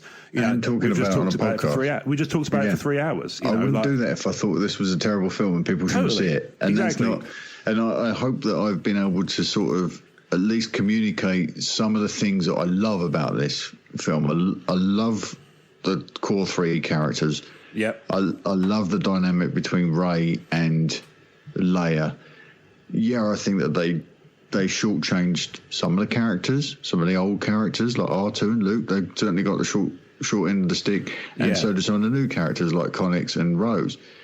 Some of the explorations they could have done with Finn. You know, there's always going to be something. There will always be something that you could go and say, I wish they'd done something else there, because we love it so much. We want more of it. And I hope people accept the fact that, you know, we've been talking about it for 3 hours. If I didn't like the film, I'd have just texted you this morning and said, I'm out, bro. I'm not going to do it. Yeah, this is it. And I feel like, you know, obviously we talked about this earlier on in the week before the film came out. We were talking about, like, you know, obviously once I realised that the alternative was I would have to just sit here and talk into a microphone about it by myself.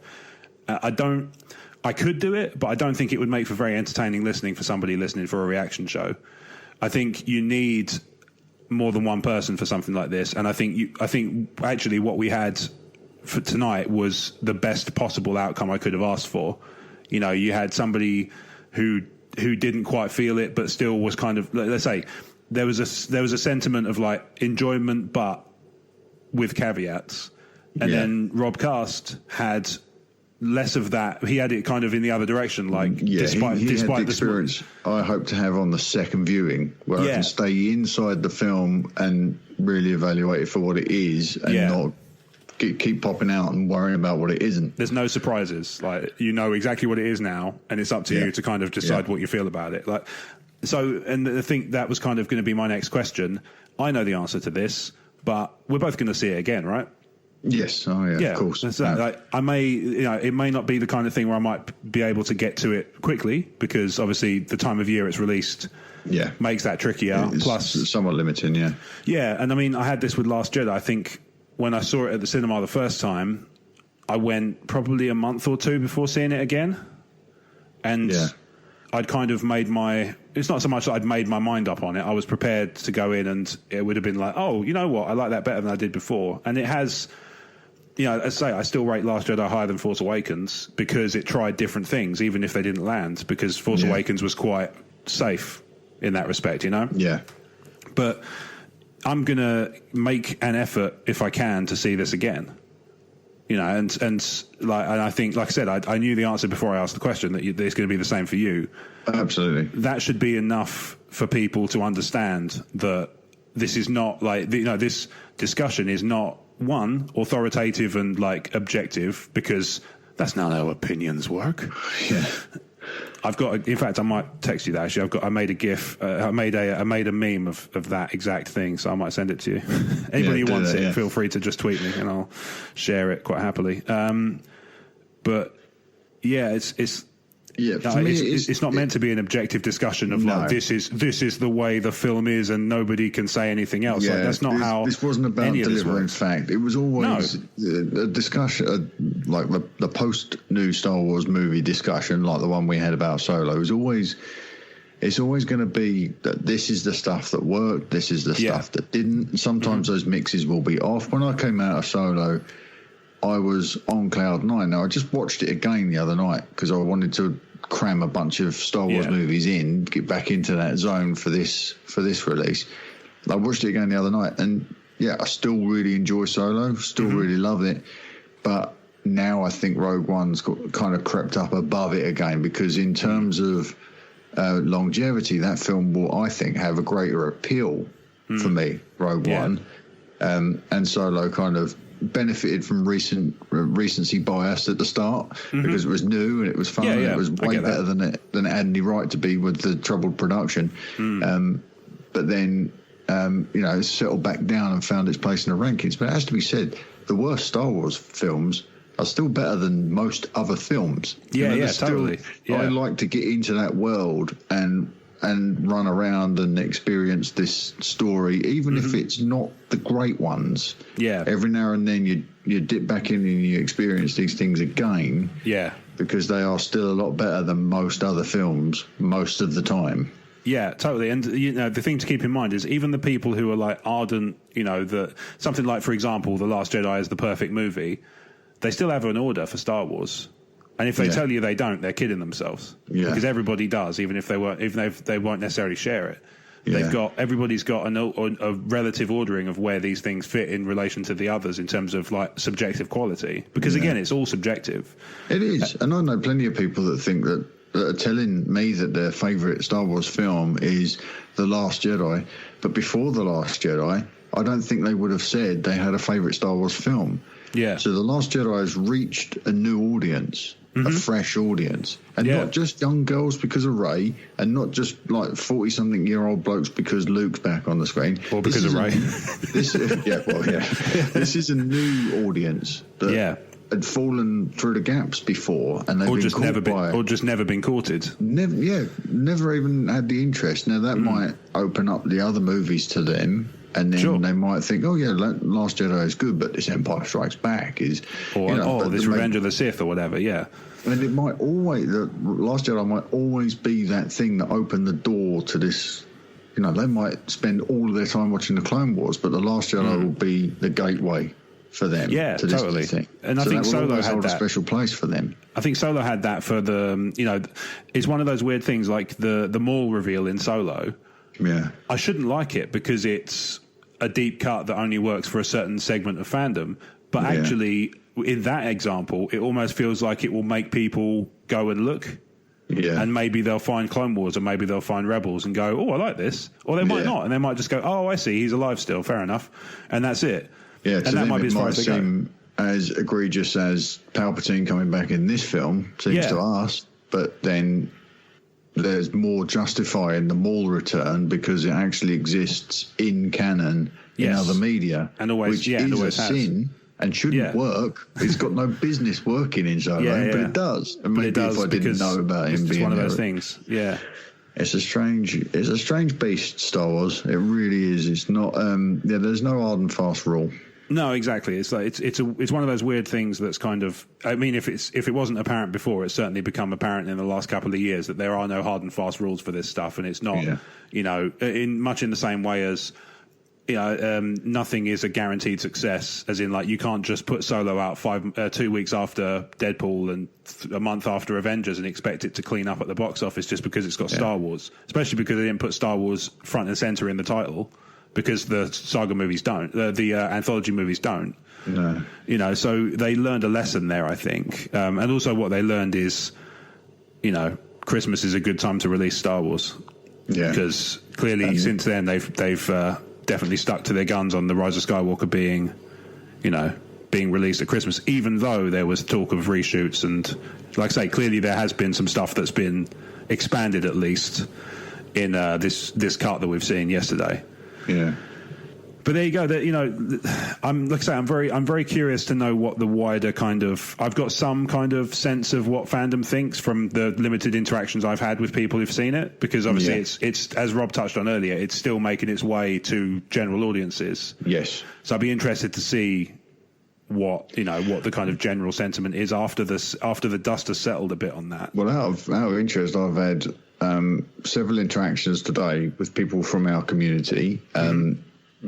My friend Andy sent me a message just before we started recording saying loved it. So that's a wholehearted sort of endorsement from him. He doesn't mince words. But I also spoke to JP Sinclair this morning, and he was telling me how much he liked the movie, and I was explaining to him how complicated my reaction was to it, and he was giving me some pointers. You know, and I'm collecting these bits of wisdom up from my friends and thinking I'm going to use that when I go back into the movie again to sort of inform the way I view it the next time. And Mark Airy as well sent me a message saying what a movie, you know, what a great experience. I'm somewhat envious that it just landed for them instantly like that. It just clicked. And it is about the chemistry, because these films, I do think we have relationships with them, and it is about the chemistry. And if you go in and have an experience, it can end up tainting the whole thing for you. Sure. Long term. So I hope to be able to, a second viewing will give me the experience that JP, Mark, Andy, and clearly Rob Cast have had. Absolutely. And somebody like Dave Donovan or, you know, who else? Adam Sheldon. I've seen their reactions have been, you know, even more kind of enthusiastically positive than those. Oh, excellent. You know, so it's clearly landing for people on a visceral level, and that's fantastic. You know, like you said, you almost find yourself like you kind of almost want to force it for yourself as well. But like the trick, I think, and it touches back on what we were saying about there's a difference between critiquing a film and just singing beating everything's praise. Yeah. There's a difference between critiquing and beating it up. There's also a thing of like, I'm being as objective as I can be versus I love everything about it without thinking about it in any deep, meaningful way. Yeah. They're two different, they're two different things, like markedly so. In the same way, there's a difference between I'm going to go in and see how I get on and give this a fair shake versus I'm going to go in, I'm going to love this no matter what. Like the second one for me is no better than there's nothing they can do that will appease me. Yeah, it's almost like the opposite. It's like there's nothing they can do that I will walk away from. Yeah. And I've touched on this in terms of like my relationship with Star Wars. There is a point in my head, I haven't hit it, but there is a point where I would go, I'm done going forwards, and I will just enjoy what's there up until that point. And for me, I think it would be remake. Not reboot the universe, not anything like that. It would be remake because you don't need to in order to tell new stories in that universe. It's big. No. But, Anyway, listeners, those are our thoughts. I want to hear yours. Like I said, next week, Brad will be back having seen the film, hopefully. And, I want to hear other people's thoughts. So podcast@emotionally14.com. Get the written ones in. Get voicemails in if you want. I mean, I have the technology now. I'm not very good with it, but I have it. So, get those thoughts in, and I can, we can pour over them. I'll forward them. Obviously, I'll send them over to Mark so he can have a pour through as well, and he'll hear the show because I hear he's a fan. Every week. Yeah, so I appreciate it. And I appreciate you coming on. Obviously, Thursday nights have become more free for you in the last year or so. So I appreciate you taking the time to kind of join me on this and talk it out. It's been wonderful. It's been just like old times. I've been, a couple of our friends have reached out to me and invited me on to their respective shows. And, I've universally sort of politely said no. Sure.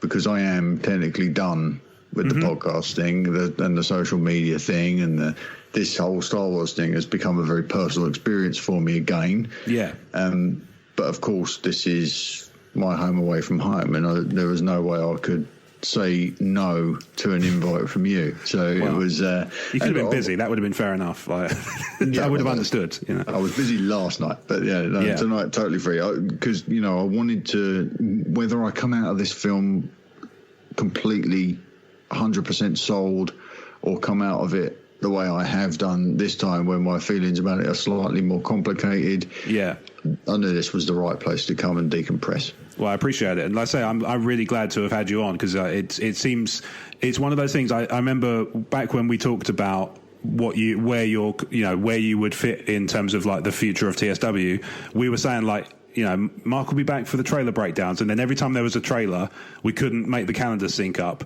And I always felt behind the scenes like, I promised, I said I would make it happen, and it just can't happen, and there's nothing I can do about it. And there's not. One of those, I was in Galaxy's Edge when that trailer dropped. Yeah, exactly. Yeah, I'm not going to expect you to call. I mean, I've used hotel Wi-Fi. There's no way we would have made that work in any meaningful way. The time frames were weird as well. Yeah, this is it. But like every time that happened, I was just like. It's sod's law.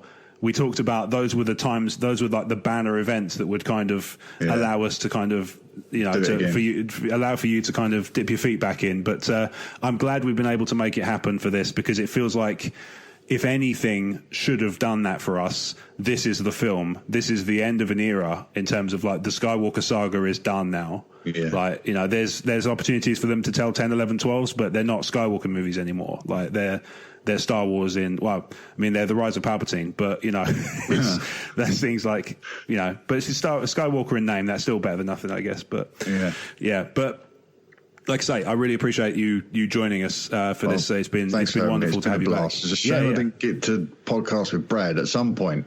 One day we will make it happen. I will find a way. Yeah, maybe when The Mandalorian hits Disney Plus, maybe we can get you in somewhere there. I'll pin you in for March. All right, sounds good. Cool. Well, listeners, if you've enjoyed this discussion, you want to kind of get a feel for the old TSW backlog. There's a lot of shows there, like 300 or so on available on all the good podcast providers, and even the rubbish ones have got it, except Pandora, which I've lamented it a few times, but I can't do anything about it. They don't take extra US submissions, so I'm not going to move just to get TSW on Pandora, much as it would be lovely to be in a position to do that freely, but it would it's not going to happen, unfortunately. So there you go. But it's available on all the good podcast providers, all the popular ones. It's on iTunes, YouTube, Google Play. It's on Emotionally 14's YouTube channel, emotionally14.com on a Monday. Although actually for this one, it will be shared on Monday. I'm actually going to drop this on the feed as soon as it's ready, because I want to hit that. I want to basically just hit that lightning in the bottle rather than shake it up until Monday and then go the conversation's over. And basically I'm gonna, as soon as I finish editing this, it's going to go straight into the Patreon feed, and then it'll probably drop tomorrow morning on the main, just just to get it out there and give people a chance to kind of dig straight into it as soon as they've seen the film. Because otherwise they're going to spend, if they go and see the film on Friday and then come out and go, I've got to wait till Monday now to find out what TSW thinks. Like, no, not this time. Download Talk Jumanji or whatever. Exactly. Like, welcome to the Talk Jumanji. I don't know. What's the new one called? Jumanji Java. That's the one. Yeah. Jumanji Java. So if you've enjoyed the show, then it's on talkstarwars.co.uk. You can go directly to the show player, iTunes, YouTube, Google Podcasts, Podcast Republic, all the ones that if it's got a podcast feed, there's a good chance Talk Star Wars is on it, even Spotify as well now. So you can do that by visiting emotionally14.com. There's links to all of that stuff. If you want to do the Patreon thing, then I'm not going to stop you, certainly. Patreon.com/TalkStarWars. $1 a month will get you access to the ad-free feed. For this show, that's probably going to be quite a good thing, because a 3-hour show is probably going to need to be broken up a few times. But only in sensible locations. But if you don't want to deal with ads, and who can blame you, $1 a month will allow you to bypass that. You get a separate version of the feed that's got no ads in it, and you get it earlier. In this case, a few hours, but still better than nothing. So.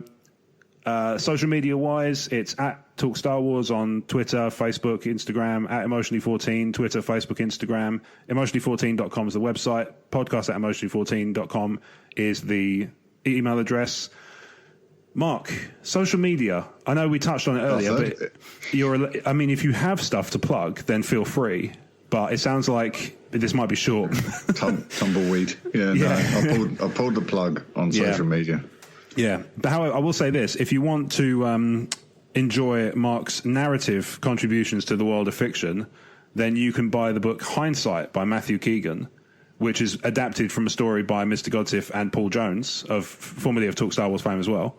And you can find that on Audible and Amazon, and probably, is it on other book things as well? No, I think it's an Amazon? It's an Amazon exclusive, so you can pick that up on Kindle and paperback. Mm-hmm. Or the audio book read by Don Warwick's fantastic. Yeah, it's a really good job he did on that. I listened to that not that long ago, actually. Yeah, rather enjoyed it. He did a really good job. Matt's done a superb job with the book. Yeah, 100%. It's a really, really well done, really well executed story. And I say, it must be nice to have that kind of out there in the world for people to enjoy. Yeah, it's been a lot of fun. Now we just need to sort of wrestle out a sequel. Hinder site. Site Hinder. So for social media, you can find me on Twitter. If you want to, if you listen to this and you're just like, oh man, I really want to tell him he's wrong. If you want to do it politely, then I'm on Twitter at RobWadeVision. Have at it. I don't mind. I don't care. I can always ignore it. It's not a problem. Yeah. It's not a problem for me, But yeah, at RobWadeVision on Twitter and Instagram. I mentioned all the show socials, and then the last thing to mention is the Star Wars Commonwealth Podcast Network. So I'm going to guess they're all going to have reaction shows in the next few days, and I would recommend checking out at least one or more of the following. So in addition to Talk Star Wars, the Star Wars Commonwealth comprises the Tumbling Saber, Generation X-Wing, the Nerd Room, Rogue Squadron, the San Diego Sabres, Retro Inc., and the Sandcrawler Cast. All wonderful outlets producing high-quality Star Wars-flavoured content for you to enjoy. And you can find all of that on the web at starwarscommonwealth.com and take your first steps into a larger world. That is it for us this week on Talk Star Wars, episode 194, the Rise of Skywalker reaction special. We will see you again on the next episode. So I'm not going to say next week for sure, because I don't know when it's going to be recorded and thus released. But for the next episode, 195, until then, be good to yourselves, be good to each other, get a viewing of Rise of Skywalker in. I mean, clearly, we've just gone 3 hours on it. It's got to be worth a watch. So be good to yourselves, be good to each other, and as always, may the Force be with you.